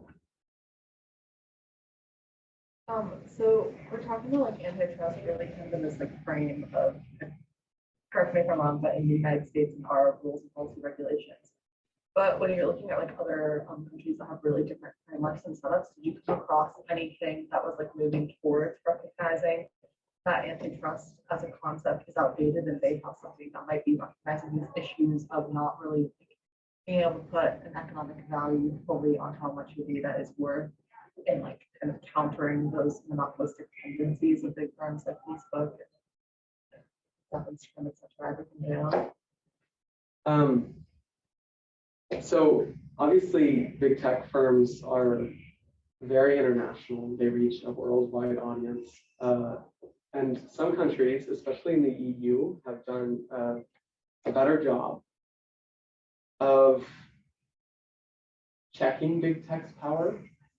And that's, in my opinion, because they have anti-monopoly law instead of antitrust law. So antitrust law is this legal construction that is used to prevent trusts, and trusts generally are a euphemism for big business, but that was really easy to consolidate under economics. Whereas anti-monopoly powers are actually powers that every agency in the US has, but they don't use because we don't have anti-monopoly law as much as we do antitrust law. The EU has anti-monopoly powers because they have anti-monopoly law. And so I think that that should answer your question of like, you know, what monopoly is this concept that's not just economic, but in the US, it's just economic. And antitrust is just economic, but in the EU, it's much more than that. It's social, it's political. And as a result, they have been able to tackle issues like the protection of consumer data and potential compensation for consumer data, et cetera.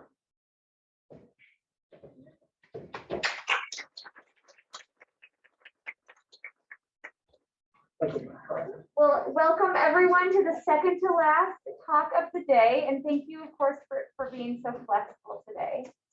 For those who have just come in, we've been doing these species presentations all day today, and we have really enjoyed sharing this work. It's really impressive to see how interdisciplinary and thoughtful and different every project is methodologically, topic-wise.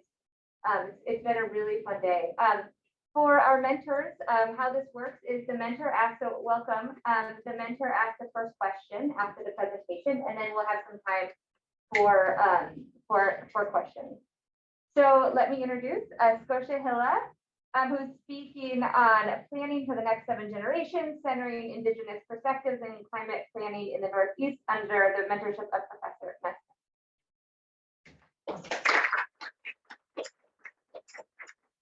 Thanks, everybody.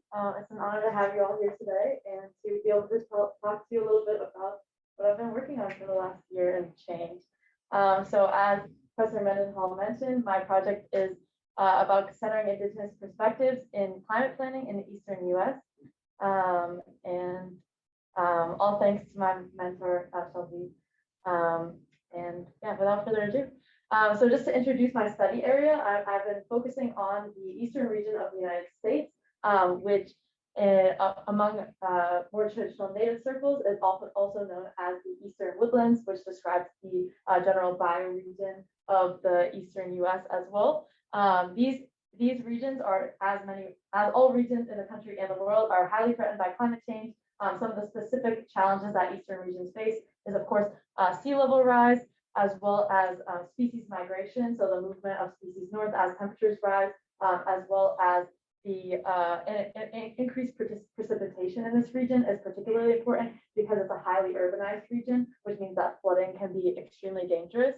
As I'll demonstrate later, Indigenous people worldwide are particularly vulnerable to climate change for a number of reasons. One of them being that Indigenous people are more likely to engage in subsistence lifestyles that mean living closely to the landscape through hunting, fishing, and other gathering practices, which means that environmental fluctuations are more highly felt, but also because Indigenous peoples have long-term spiritual and cultural relations with the landscape. That means environmental degradation is more harmful both to the self and to communities.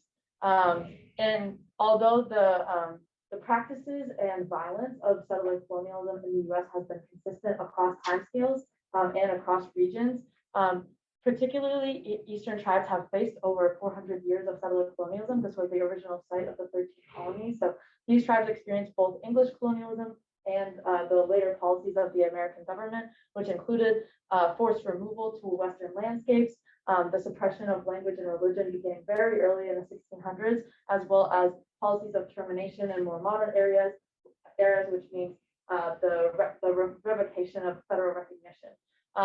As a result, there is a huge numerical imbalance in the number of tribes in these different regions. So although there are 343 federally recognized tribes in the contiguous 48 United States, only 52 of those are found east of the Mississippi River. So it's clear that there's somewhat of a regional imbalance there. And this draws me to the focus of my research, which is what the impacts of this imbalance are on the climate planning capacity of tribes in different areas of the country. So I was somewhat inspired by the data shown in this map. This is from the 4th National Climate Assessments, the Indigenous Peoples Climate Initiatives and Plans, and it demonstrates all of the projects and plans for which Indigenous groups have received federal funding as of the 4th National Climate Assessment, which was in 2018. As you can see, there was a lot more data and projects being performed in the Western regions and relatively sparse in Eastern regions. So part of my goal for this project was to somewhat elucidate the impacts of this disparity, some of the motivating factors, and what the implications are for the preparation of both tribal nations around the country, but also the states and the peoples that live in these areas. So for the purpose of my analysis, these are the distinctions that are relied on. So I'm using the EPA regions to form my regional analysis. So I'm considering regions 1, 2, 3, and 4 as part of my eastern side of the analysis. And I'm comparing these with regions 9 and 10, which are in the west. These regions are useful to compare.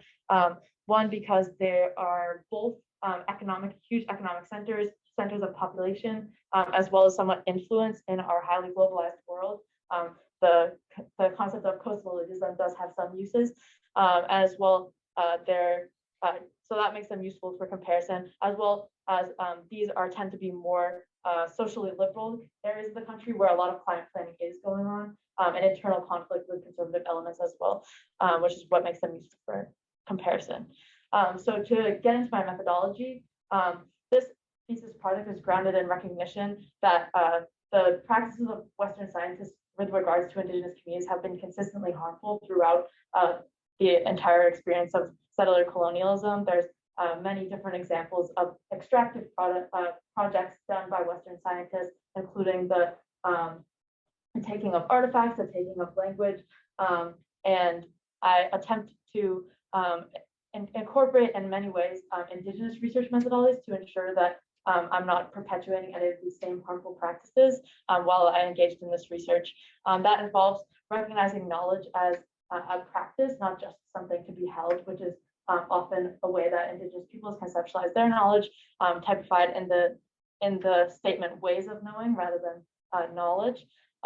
This is also rooted in principles of free, prior, and informed consent, which is an important practice for making sure that Indigenous knowledge sovereignty is protected. And when I engaged in my interviews, that was a really important part of engaging, particularly with Indigenous participants. This also meant that although traditional ecological knowledge, which is held by many Indigenous groups, is highly discussed in my project, I didn't explicitly involve traditional ecological knowledge. So I didn't want to be just another Western researcher approaching Indigenous people and asking them to share their knowledge with me. So it was more about those types of projects going on and sort of what ways in which traditional ecological knowledge is being adopted and whether or not it's extractive or not. And this also involves including oral history, so that informed my decision to do interviews as part of the process as well. This petal flower on the right, this is by an Indigenous scholar, Kathleen Aslam King, helps to explain some of my approach to the project. The roots for my methodological approach were truly rooted in these research methodologies. It also emphasizes the importance of situating the self. So rather than imagining research as sort of an objective activity, which is for the production of like universally true knowledge, these Indigenous research methodologies highly emphasize localized knowledge, highly emphasize like the situation of the self, which is an important thing for my project, especially as a Western researcher, a non-Indigenous researcher when engaging in this work as well. So just to start off with a quick review of literature, I obviously needed a lot of historical contextualization for my project, which I roughly sorted into 4 categories. This was number 1, the history of Indigenous peoples and government policy in the US. This involves, of course, the long history of settler colonialism, which can be explained as a violent disruption of human relations with the environment because of the land-based element of settler colonialism and the policy of removal. It is an inherently environmental action, settler colonialism, and many other government practices, such as the relocation of Eastern tribes to Western landscapes, and also the termination of federal recognition. These are all deeply rooted in this sort of violent disruption of human relationships to the environment. The second category from which I read from the literature involves the US environment and land management policies as a whole, which are still grounded deeply in many Western conceptions of conservation, this typified ideal of like uninhabited wilderness, the inability to imagine positive human environment interactions, which create the current inform the current government policies that dictate land management, such as, for example, the interruption of many Indigenous land management practices, such as the practice of prescribed burning in many landscapes, which contributes to modern day phenomena like massive forest fires, unfortunately. There's also been some interesting developments recently under the Biden administration that involve the transition to slightly more recognition of traditional ecological knowledge and Indigenous peoples in terms of land management. The Department of the Interior just announced a plan to facilitate the co-management of federal lands with Indigenous tribes. Of course, this has different regional implications too, because over 90% of federal lands are found in Western states. So that impacts as well the capacity of tribes to engage in co-management. The third category is the incorporation of traditional ecological knowledge in climate research. This has expanded hugely over the years. Traditional ecological knowledge is defined differently based on the knowledge keepers, based on the knowledge that is held, but can be generally defined as the local ecosystem knowledge that has been accumulated by Indigenous peoples over generations and is passed down intergenerationally through cultural and spiritual practices. And this higher recognition, it was largely regarded as unscientific and like folklore by many Western practitioners for a long time, but it has been higher recognized since the 1980s. And some other literature reviews note that this interest has like been shaped regionally as well. So there are certain areas of the country and the world that get more attention than others for traditional ecological knowledge research, and that includes the North American Arctic, East Sub-Saharan Africa, and the Tibetan Plateau. Lastly, I touched upon the involvement of Indigenous peoples with climate policy in the US specifically, which has continued since the very first climate assessment in 2000. It involved a participatory activity with Indigenous groups, which resulted in the publication of a paper and an entire chapter in the first National Climate Assessment. So one of the things that I tried to elucidate with this project was to see whether or not state policy has followed similar pathways to engagement of Indigenous people in climate planning. All right. So how I began was with a state policy review. There's currently 26 plans that have been released by states that set state policy for climate planning. I examined all 26 of them. 16 of them are from Eastern states, 8 are from Western. So as you can see, like the predominance of these areas in climate planning in general. I made a search for keywords that were relative to Indigenous knowledge, to Indigenous people, to see what parts of the text that they factored in and how much.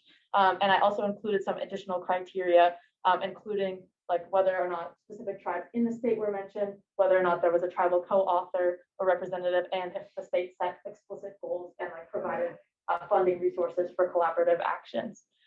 One example is the Maine's 2020 plan, which is right there. So this is the result of the policy review. It demonstrated clear leadership by Western states in the inclusion of Indigenous peoples in state level policy. So for Western states, as you can see, these tend to populate above the line. There is an average of 1 mention of my keywords relative to Indigenous peoples every 2.5 pages. And for Eastern states, that is 1 every 28.5 pages. So it's clear that there is a much higher, I mean, there's no way to assess the quality of that, although I attempted to with my additional criteria. So it's not to say that Western states are doing a good job, it's just that Eastern states are clearly delayed in their recognition. Also, there are 16 East Coast plans, 10 of them involved no mentions of Indigenous people at all, not even in cursory mentions, whereas every single plan by a Western state did invoke that as well. My second type of analysis was a literature review. So I generated this query search to sort for articles that involve both Indigenous peoples, traditional ecological knowledge, and climate change. And I searched this in the Web of Science database because it allowed me to sort by which institutions are producing it. As you can see, the interest in this type of work has increased hugely over the years. This is 1990, that's 2020, where there was over 300 papers published. And so I was able to copy the publishing entities, refine it to just US entities, and then sort by region. And here were the results of that literature analysis. So it's clear that regions 9 and 10, which are the Western regions in my analysis, produced by far the most papers in the last 15 years. The University of California and the University of Alaska were the largest single producers of papers in this realm over that time, with 61 articles each, which is more than regions 1, 2, and 3 total. This is not actually a factor of climate change research in general. I mean, many highly funded research institutions, including our own, is located in regions 1, 2, 3, and 4. So it's clearly demonstrating a delay in this sort of recognition in academic spaces as well. My third review was the quantitative review. So I looked at 2 different grant programs, the first of which was the EPA's grants in general. All EPA grants allocated for environmental actions to tribal entities, which is over 6,000. And one important thing to note was that there was none at all allocated to Region 3 tribal entities since 1995, which is relevant. For the second one is tribal climate resilience grants, which is a major program for the funding of tribal climate actions. I've actually added this after it was mentioned in multiple interviews. And this is a huge provider of grant funding. These are also competitive, which means that tribes have to compete with each other for funding. Therefore, I was able to manually compile this, assign them to their state and region, and I have pulled the top 50 grant recipients for each grant. And these were the results of the quantitative review. So as you can see, there's quite a, there's evidence of huge success by Western states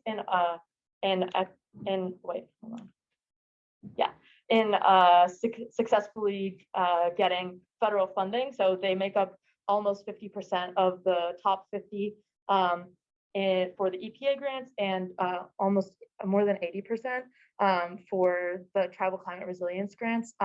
Eastern states only make up a small amount, even though those regions are about the same size. So there are some interesting implications about the fair allocation of grant funding. Don't have much time to get into all of it though.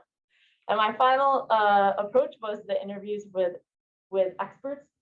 So I interviewed both tribal members and non-Indigenous people involved in climate policy. It was a semi-structured interview approach, so I allowed, it was mostly to just kind of elucidate the opinions of the person that I was interviewing. And I also supplemented this with attendance at some important events, including a listening session put on by the Department of the Interior, and also the EPA Tribal Environmental Conference for Region 1, which was super cool. Some common themes from these interviews. One was this idea of planning for the next 7 generations, which is a general overarching Indigenous governance mechanism that shapes not only climate decisions, but many decisions made by tribes in the Eastern region. It means that every decision taken by a tribe should consider the impact on the next 7 generations, which diverges hugely from Western concepts of more like instant gratification or like yield mindsets. People also criticize the siloed approach of the U.S. government. So Indigenous methodologies take a much more holistic view of the environment and all its interconnections, and had criticisms for example, like the Clean Water Act being governed differently than the Clean Air Act, even though those two things are inherently connected. One huge thing was the challenge of securing federal funding.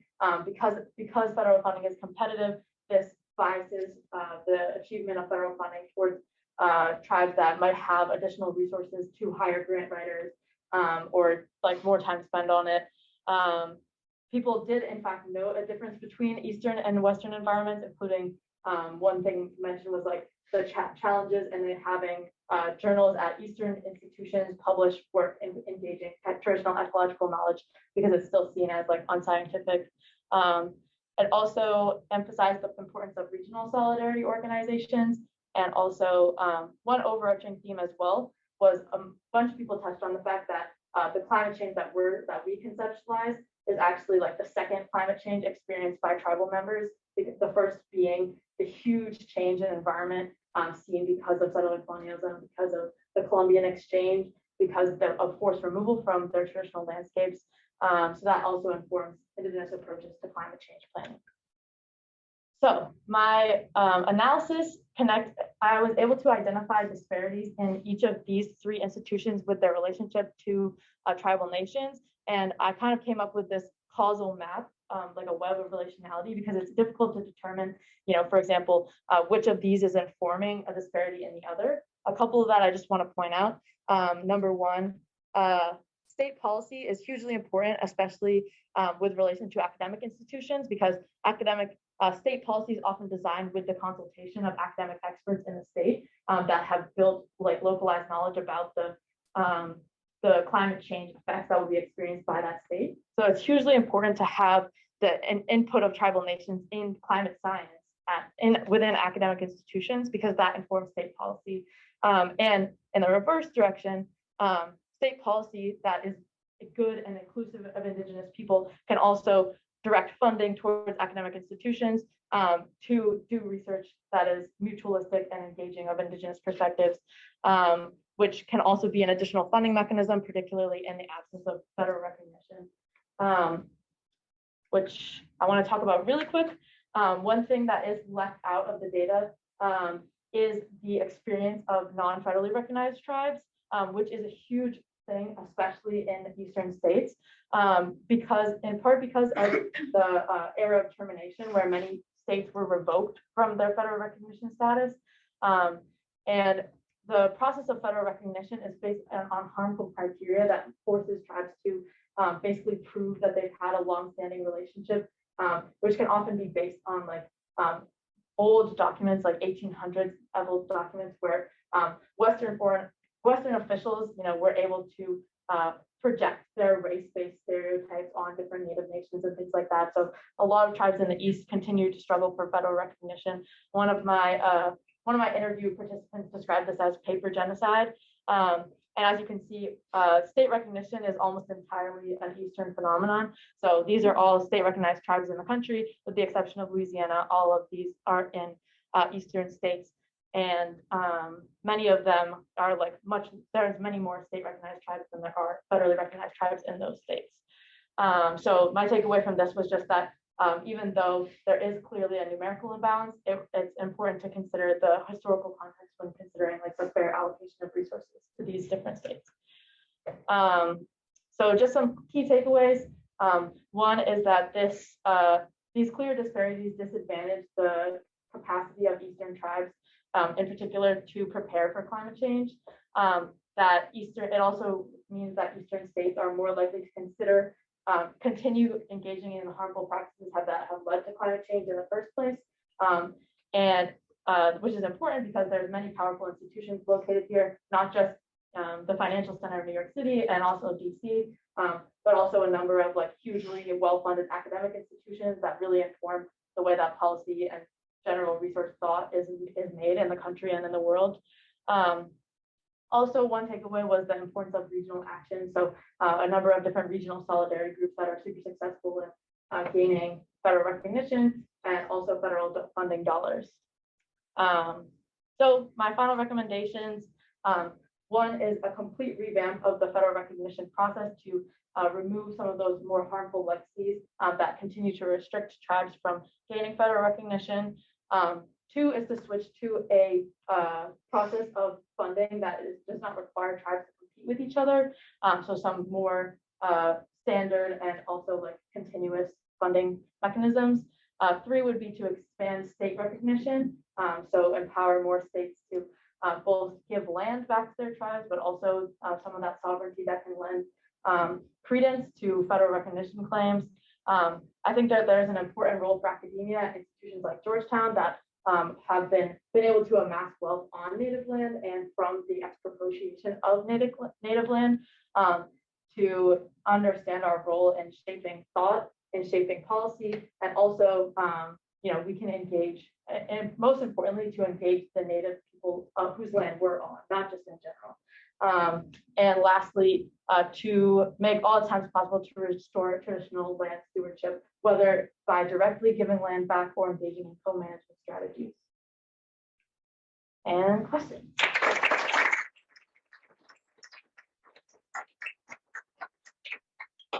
Yes, Sylvie. Thank you so much for such a wonderful presentation. It's been an absolute honor to serve as the mentor, watching you come to many of these conclusions has actually helped me in my work advocating for tribes like all over. Every time I'm talking to somebody, I'm like, oh, I have this student who's writing about this. So it's been really, really, really helpful already. One of my questions is, because this is so big and the solutions that you proposed are so big, I'm wondering if you had more time and resources that weren't limited to being an honors thesis, what direction would you take this project? What would be some of your priorities? Yeah, that's a really good question. I mean, I'd love to be able to like put my money where my mouth is and like center Eastern tribes more in my analysis. I was limited by time and like really want, like if I was going to do that, like would really want to engage in deep like relationship building protocols to make sure that there's mutual trust and things like that, which obviously I made it my best attempt to do with the interviews and like with engaging proper experts, but I would love to have more of those voices dominate. Secondly, obviously this is like a more like focused analysis on specifically Western and Eastern environments, which I'd love to be able to like parse more through like more of the historical context in those two areas, as well as like the current dynamics, and particularly the way that like even though it's helpful to contrast Western and Eastern environments, also, you know, there was Spanish colonization in the Southwest that hugely influenced the experiences of tribes there to the modern day, and also influences their ability to engage in climate adaptation planning. Many tribes in California struggle for federal recognition in a similar way than Eastern tribes and other areas. So I'd love to be able to be more discrete, I guess, about those different analyses rather than generalizing. But for the purposes of the project, it was useful. Yeah. Were there ways, first great presentation, were there ways that after the interviews, especially with the interviews with some of the like individuals from Indigenous communities, that it kind of changed the focus of your research previous to what it was just looking at state policy? Yeah, definitely it prompted me more to look at the federal funding mechanisms, because every single time I talked to someone, like that was the number one thing they mentioned. When I had a question that I generally asked people that were engaged, particularly with work with tribes, like what's the number one thing holding you up and like engaging in climate planning? And it was always funding, because it's so difficult to secure federal funding. You know, like these grant processes take months. And like one thing that I noticed, especially with the tribal climate resiliency grant, even though that's a super useful grant that's really like helpful in providing resources, it wasn't offered in 2012. Like there's no data on who got it from 2013, 2017 and 2018. There was just one grant allocated. So rather than being annual, for whatever reason, those 2 years are lumped together. So we can't have the sort of like funding mechanisms where they don't know if it's going to be there next year. And that's another example of kind of like a siloed approach that received criticism in my interviews, is like, okay, we get a grant for one project, but like we're trying to prepare our entire like tribal nation. Like how are we supposed to parcel out our adaptation actions into individual projects that can like qualify through a grant application? So definitely it shaped my like focus on grants and like the material realities of doing climate planning. I think it also helped me to see a lot of the different connections. So like with the causal map, what I found is like it was easier for me. It was like relatively straightforward from the data that I gathered to establish that there were disparities in like these 3 regions or these 3 institutions. But the interviews and like the event attendance really helped me to fill in some of these causal arrows. So like the things that like different groups can contribute to each other. Like there was a lot of really amazing examples when I was speaking to people about collaborative actions between academic institutions and tribal nations, opportunities where like when in the absence of federal recognition, academic institutions can provide funding, things like that. So that also helped.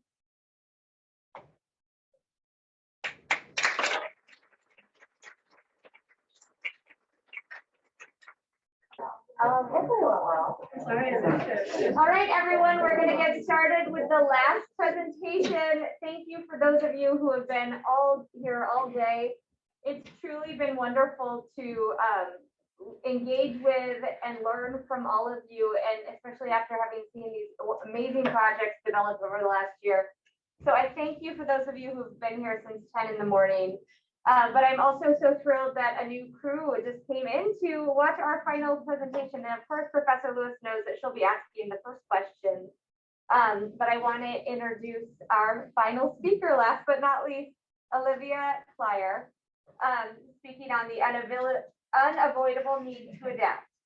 A cross-state comparison of the motivations behind U.S.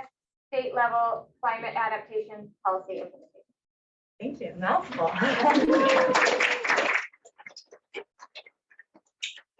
Hello, everyone. I'm Olivia, and so today I'm going to be talking about adaptation policy using a case study analysis. But first, I kind of wanted to give a brief introduction about myself and how I got involved in this topic.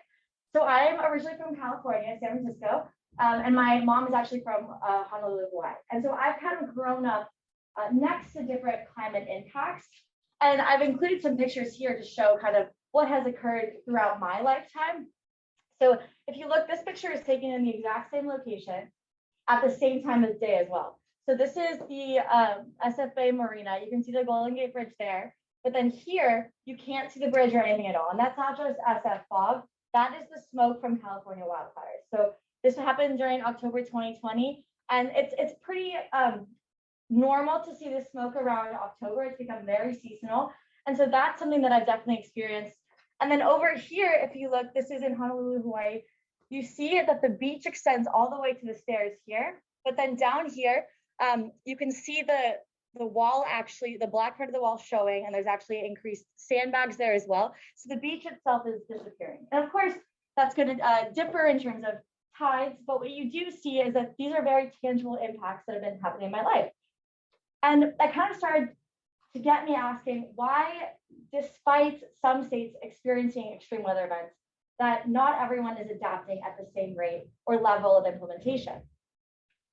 So that led me to my question: how do extreme weather events coupled with local climate impacts influence community leaders to incorporate adaptation planning into policy measures? So I really wanted to look at why some states are ahead of others and why some states really just haven't begun to adapt to climate change. I decided to answer this question using a case study approach. I specifically looked at Hawaii, California, Florida, and Virginia to kind of cross-examine what the differences between states and their levels of extreme weather events with also their levels of adaptation policy. I then used an analytical framework from a literature review to then analyze and compare each state. How I chose the states was I decided to compare states based on the cost of extreme weather events with their adaptation score. I got the cost of extreme weather events from 1980 to 2020. This is from NOAA's extreme weather events, sorry, $1 billion weather event database. And then I compared that with a Johns Hopkins report that categorized the 50 states on a score of 1 to 10 of how prepared they were in terms of climate change, 10 being most prepared, 1 being least prepared. And then I put it into this matrix of lowest cost, highest cost, least prepared, most prepared, and then chose one state from each of these boxes. I chose these based on access, of course, being from Hawaii and California, it was easier for me to get there, and Virginia being in DC, as well as holding other factors constant as well. If you look across Hawaii and Florida, they both have an adaptation score of 4.4, and Virginia and California have an adaptation score of 5.9. So trying to hold some factors relevant while also recognizing the limits of doing this study during the COVID-19 pandemic. And then from the literature review, I then found 3 themes across current studies. So that's external catalysts. These are extreme weather events such as hurricanes, droughts, tornadoes, events that directly impact residents' experience with climate change. And then lived experiences. These are the social and political beliefs that surround communities. This can also range from one's personal experience over time. So how I talked about at the beginning, how at the beginning of my life, I'm used to certain environmental characteristics, and then at this point in life, there are different circumstances surrounding that. And then lastly, government structures and institutions. So these are the organizational policy or agencies that are implementing policy. So they're the overseeing government agencies, they're the actors, as well as also the historic context of government intervention within each state. I conducted 90 interviews over 9 months. I traveled multiple times to each of the states. And you can see here that there's a wide array of different actors that agreed to participate in the study. Of course, it also depended on the state which people were willing to respond to my emails. So if you actually look at California and Hawaii, there's a lot more range in terms of the government agency actors that were willing to participate, whereas in Florida and Virginia, there were a lot more local resilience officers, which is also indicative of the different types of government structures and balances of power within each state. This is a broad overview of the different state policies for the 4 case studies. So this is kind of just what you see when you're looking at state adaptation plans. So for Hawaii, there's no official state-led adaptation plan. California, the most recent adaptation plan was updated in 2018. Florida, 2008, and then Virginia, 2008. But that's continuing to be used and reviewed. today. So this very bare bones if you first look at it, but then there are a lot more complexities and details that each state has that's perhaps not as evident from state documents. Now I'm going to get into a couple of case studies. I don't have time to review all 4, so I'm going to do 2 of them. But starting with Florida, this is the low action, high impact state. Florida is unique in that it's experiencing a lot of extreme weather events, but kind of at the state level, you don't see much leadership or implementation of adaptation plans. Some impacts that Florida is facing involve coastal erosion, saltwater intrusion, as what happened. This is the Surfside collapse. That was saltwater intrusion that got into the infrastructure of the building and then was very disruptive to the people living in the building. And this kind of creates this atmosphere of this feeling that people are breathing climate change, as one nonprofit official described. Yet at the same time, not much is being done. I love this quote from a local mayor that talks about the people of the most to lose should be taking the most extreme actions, but with Florida, who has the most to lose is sitting on its hands. So really, despite having these kind of increasing climate events, we're not seeing a lot of action at the state level from Florida. And in terms of kind of the political and social context that's surrounding that as well, I think this quote exemplifies how it's still kind of difficult to kind of get state action. For example, one regional planning commission official talked about how 10% of their job is focused on defending their work. So that's taking up a lot of resources and time of the people in these offices. Before DeSantis, they were not allowed to say the word climate change in government documents or used in conversations. That's changing, because adaptation is something that needs to happen. It's become less political in terms of climate policy because you can talk about it in non-politicized words and relate it more to local circumstances. And speaking of local circumstances, for the government structures and institutions of Florida, it's mainly local involved. So Florida has 10 regional planning commissions. They are in charge of coordinating city actions and in terms of allowing collaboration among municipalities. But at the government level, there isn't much action there. So you see a diverse group of sub-actors and organizations working together to really ensure that there are local adaptation efforts. But at the state level, there's a lot less focus there. And then case number 4 is Virginia. It's the high action, low impact state. So what's most, I think, important about Virginia is its issue with flooding. So flooding, while they haven't been as extreme events as, say, Florida or California, it is what I've been calling and what other officials have called too, like a nuisance event. So flooding, while small, it impacts people's lives daily. It impacts their ability to travel to work, and not even the person that's traveling to work, that also impacts people at their work. And it's been something that's been constant for the entire community. It's become common knowledge that flooding is an issue. And so it's creating the sentiment of a collective memory and experience within the Virginian community, because it's something that we can all relate to. It's something that we will experience regardless of the time of year. And I think that's really important to note because it has become an experience that individuals can connect with and connect with each other through. And so Virginia is also quite unique in terms of the structure of its state. So it's a Dillon rule state, which means that the state government has to delineate the authorities and ability of localities to implement policy. So that's why you see a lot of state action, statewide efforts, because it's required by a Dillon rule state. But then that also comes with some difficulties because, as one planning commission official said, some localities are high performing students and some are struggling on the first page. What that means is that because Virginia has one plan, it isn't really adaptable to local circumstances. So while some localities and cities are really far ahead in terms of implementing adaptation, others are not so. And so they try to find a middle ground between that, but then that's restricted to the ones that are much more progressive and are already implementing their plans.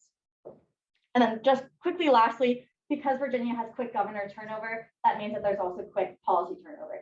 So there is a fear. I didn't interview people kind of this year, but this was a change in governors from Northam to Youngin. I'm not saying their names right at all.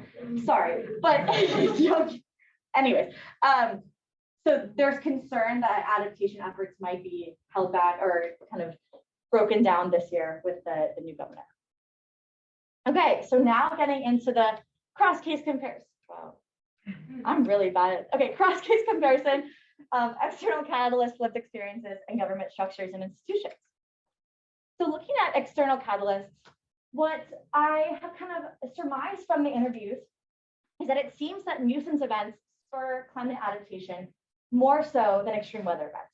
So these are the events that are frequent, that are daily. They might be small, but they contribute to a collective memory and a sense of collective experience. So in California, this is the wildfire smoke. In Virginia, the frequent flooding. This also occurs in Florida to a lesser extent, sunny day flooding, which is in Miami, we hear about it all the time. And then Hawaii, increasing tidal surges. So much of Hawaii's transportation is actually along its coasts. So when there's increasing tidal surges, that's preventing people from then getting to work, getting to their other activities. It's isolating communities that say may only have one road in and out. And these are really important because these are events that touch people's lives collectively across the state. There's something that everyone is kind of experiencing, which then motivates people to begin adapting and supporting adaptation at the state level, as well as within their own personal experience, whether that be their local business or their homes, buying sandbags, etc. Then moving into lived experiences, because of this collective memory, you see kind of more support for adaptation, but adaptation might not always be labeled.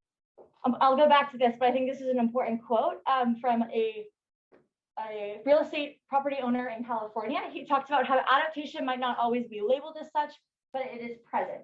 And that's really important because it takes away the politicization of climate policy and it relates adaptation efforts to each local circumstance and community. So in Virginia, instead of saying managed retreat, which is when you are slowly moving people and infrastructure away from the coastlines, they're saying reimagining the coast. So this managed retreat is a very political word, but say using a different phrase that might relate to people better is something that allows them to kind of obfuscate the political discussion. And adaptation is also something where you don't need to talk about the cause of the climate impact. You're talking about the climate impact itself. So it doesn't matter whether it was human-induced climate change. What matters is there's flooding right now and we need to address it. And why they're talking about using community-specific terms, such as tides increasing or rainfall patterns becoming more sporadic, and similar in California and Florida. And it's this idea that the experience of today is different from one's experience in the past, and that is then prompting people to recognize a need that there's something that we need to do. For example, in Hawaii, a representative from the Department of Hawaiian Homeland talked about how perennial streams that he had played in when he was younger no longer exist now, or elders he had talked with who talked about how blooming flowers indicated the start of a fishing season are no longer blooming at the correct times and don't correspond. So they're losing both cultural knowledge and also community connections. This is taken at Lulumahu Falls in Hawaii, and it's a perennial stream that is now dried up. And then just an overview of the different government structures and institutions. I think one of my key findings from this study is that the diversity of local institutions and organizations that are directing adaptation efforts at local levels. So in Hawaii, what's interesting is that there's the Hawaii Climate Change Mitigation and Adaptation Commission. This brings together experts and representatives from department agencies across the state, so transportation, agriculture, water. It allows people to collaborate and to share best practices. It's not a policy-making body per se, but it's one in which there is a table for discussion. California has very similar avenues for discussion. And then the Strategic Growth Council, a similar table or space for talking about climate adaptation across different areas, but it also has a bit more policy-making power in the state itself. Florida and Virginia, much more local focus in terms of the success in adaptation policy. Florida has the regional collaboratives. That's where kind of the meat of the adaptation planning is occurring. Florida also historically has a very hands-off centralized central government. So that's impacting adaptation. It's putting a lot more of the onus on local governments to be the ones to implement. which is also powerful in itself because you're able to tailor adaptation to the unique circumstances of each community. And then lastly, Virginia, as we mentioned, it's a zone rule state, so state governments kind of dictating local. But what's unique, and I want to point out about Virginia, is RGGI, which is the Regional Greenhouse Gas Initiative. This is an emissions, a cap and trade on emissions. However, they're using the profits from that program to help flood resilience programs. So it's an example of mitigation and adaptation policies working in tandem, but I think it's really unique in terms of they have secured a stable source of funding for flood resilience adaptation. That being said, with the new governor, he just took them out of RGGI. So, you know, it's always things are always changing. So lastly, some of my key findings and policy recommendations. One is kind of this distinction between nuisance and extreme events. So nuisance events, again, the ones that are repeated, are the ones that are really prompting adaptation efforts because people are seeing these changes and are worried about them because they're impacting them daily rather than it being a wildfire in California that I don't have to deal with. It's something that we all are kind of a part of, and it's impacting not just our infrastructure, but our community culture and our connections to each other. Then second, the politicization of adaptation versus mitigation. Because adaptation isn't really involved with restricting companies from emitting, it allows adaptation policy measures to include both sides of the political spectrum, right? So you see people working together. Florida just released funding for a coastal resilience plan, which is, I think, $250 billion. So it's, $250 million for that. So it's huge efforts, but because it's adaptation, it's something that you can work together despite your political differences. And then lastly, just the role and diversity of sub-state and community organizations. There are a wide array of people working on these efforts. And so while they might not be labeled as adaptation, they are kind of the ones that are driving the force and the policy work at the state government. And so you're seeing that local governments are held accountable and that it's trickling up to the state level as well. And so my final policy recommendations is that because so many of these impacts are local and unique to each community, there really needs to be a community voice in state policy. There needs to be a way to adapt state policy to allow it to be flexible for each unique circumstance in each community.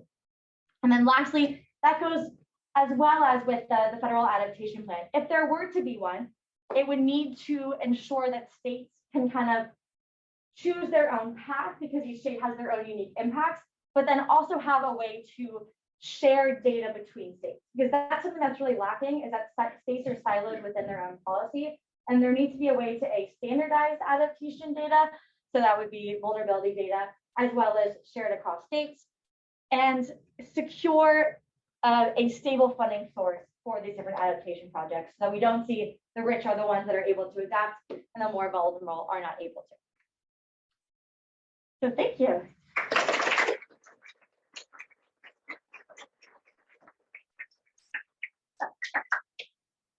First, okay.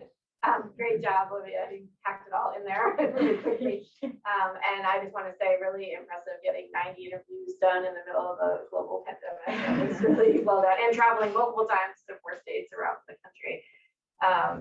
My question for you is, if you kind of think back to the beginning of this project, you know, when we first talked about it a year ago, and then sort of where you are now, what surprised you most about your findings in terms of, you know, what you set out to study and then what you actually ended up learning? I think for me, what surprised me most was like the first point, the nuisance versus extreme weather events.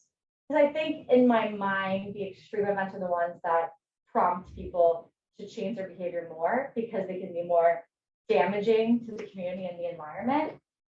But I think it's really these like smaller events that are the ones that are kind of driving people to do something, because they might not be seeing adaptation of what they're doing. So like buying sandbags, for example, we might not think of as like adaptation policy, but you are adapting to your local circumstances. You're having to do something new each year. You're having to buy masks for smoke, for example, in California. We were wearing masks before the pandemic.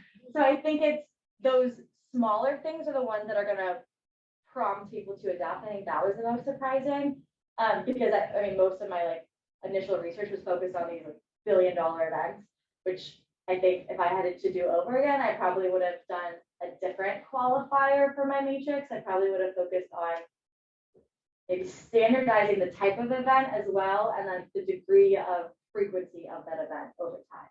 Because I think that would be a bit more evident in terms of like not creating a causal relationship, but showing more of a relationship or a correlation between the two. Do you think there's anything lost in like the depolitization of adaptation? Like, do you think it trades off with mitigation stuff, or is that like something that you're like, is it okay to like kind of like kick the can down the road and then like figure it out later to get on the mitigation train? Like, if you know what I'm saying. I think I do. I think they can't be done in isolation from each other. Like, we have to be doing both. So the issue with if we just adapt now because you have the political will, it's going to get worse. So one of the quotes was like, it was from a nonprofit official. And I think she said, it's like we're in a boat with a hole in it and we're bailing water, and we're buying better buckets, we're buying better equipment to bail the water, but then the hole itself is still there and we're not fixing the hole. And I think that's a really good example of kind of this whole problem of adaptation versus mitigation. Like they need to be done in tandem, or else it's just not going to work. Because if you just plug the hole, for example, then there's just water in the boat and you can still sink. Or if you just bail, then like you're not going to make any progress, and if anything, the hole might get bigger. So I think they need to be done together, and that's where it's really difficult. That mitigation is more political than adaptation, because it's hard to have policies passed that would include both measures, because one is more supported by both sides, and then one is a lot more contentious of an issue. Yeah, I wonder about the organization of the response to those changes. So to which extent is this part of an emergency response team? Mm-hmm. So, okay, you can even put a nuisance to an emergency response. Right. And to which extent is that becoming basically its own task force organizationally, so having a longer term perspective on. I think an example of that is in California, in LA. They have what's called cooling centers that are open on days of extreme heat. And that's an emergency response, right? So when the heat temperatures rise above a certain level, these cooling centers are open and people are able to go there during the day. The issue is that these cooling centers are being opened like much more frequently, and there isn't a secure funding source for these centers, and these centers are typically not like prepared for this. So they tend to be libraries. So library staff are not getting extra pay because they're open at the cooling center, but they are getting more people. So the resources are being strained frequently. And so what California is doing in LA in this instance is they're just opening cooling centers. They're not creating a stable plan for the future. But there needs to be a different funding source, or perhaps facilities devoted to cooling centers instead of just kind of doing what they have been doing in terms of emergency response. So like in the meantime, we still need those cooling centers to be open so that people have a place. But as you were saying, like long term, there needs to be like dedicated funding towards cooling centers that are perhaps there all the time or something like that, so that you ensure that it's not just ramping up emergency services, but it's creating kind of more of a strategic long-term plan for these centers. I don't know if that answered your question. Great presentation, Olivia. I had a question about your first point, which I also thought was really interesting about the nuisance versus extreme events driving action. And I'm curious what you think is driving that difference. Like, is it that the nuisance events might be perceived as more tractable, like something you can actually do something, whereas the others are, how do you solve that? I'm curious what your thoughts are. I think it's also the frequency of extreme weather events. So it seems like there's a lot in the news, but I think for each community that's impacted, it happens maybe like once every 20 years or once every 100 years. Like these are the 100-year floods that are happening with more frequency. So I think at the moment, and a lot of the studies within the literature review talks about how right after an extreme weather event occurs, there is a lot more support for climate policy and climate change in general, but then it disappears over time because people forget about it. So I think, and also extreme weather events don't impact everyone. So if like a cliff falls into the ocean in California that's not going to impact someone in Sacramento. So the people in Sacramento are like, oh, I don't need to change anything with my life. But the flooding might be something that both experience frequently, and so that they could take personal measures rather than greater measures. So I think that's kind of like the frequency and kind of the collectiveness of it, because smoke, for example, is something that impacts everyone, versus the damage from the fire impacts a much smaller community. So it's a lot more intense in that area. Yes, I have a question. Olivia, in your paper, you quote experts who say embracing rather than resisting ecological change will require a paradigm shift. My simple question is, on a scale of 1 to 10, where are we in that paradigm shift? Probably a 3 or a 4, maybe a 2. I feel like it's very much on the scale of 1 to 10, 10 being high. 10? Yeah. I think I kind of asked this question to many different participants throughout. I asked them on a scale of 1 to 10, kind of where is this shift? And most of them were on the lower levels, because I think for most people, it's not an issue yet, really. And it really depends on where you're living. But if, for example, me living at Georgetown right now, I haven't had to really change my efforts that, like, my daily life that much, because A, I'm not driving, I'm not experiencing these impacts.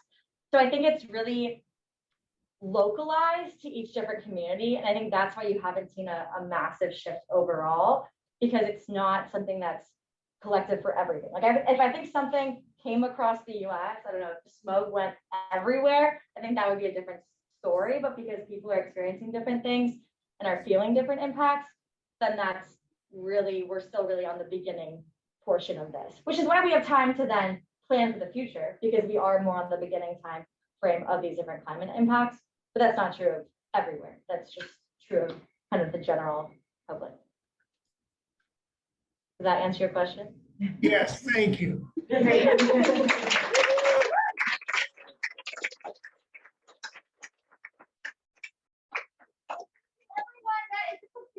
Of the STIA honors thesis cohort of this academic year. Great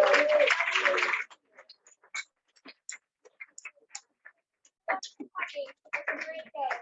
And a big thank you to Professor Mendenhall for being our fearless leader.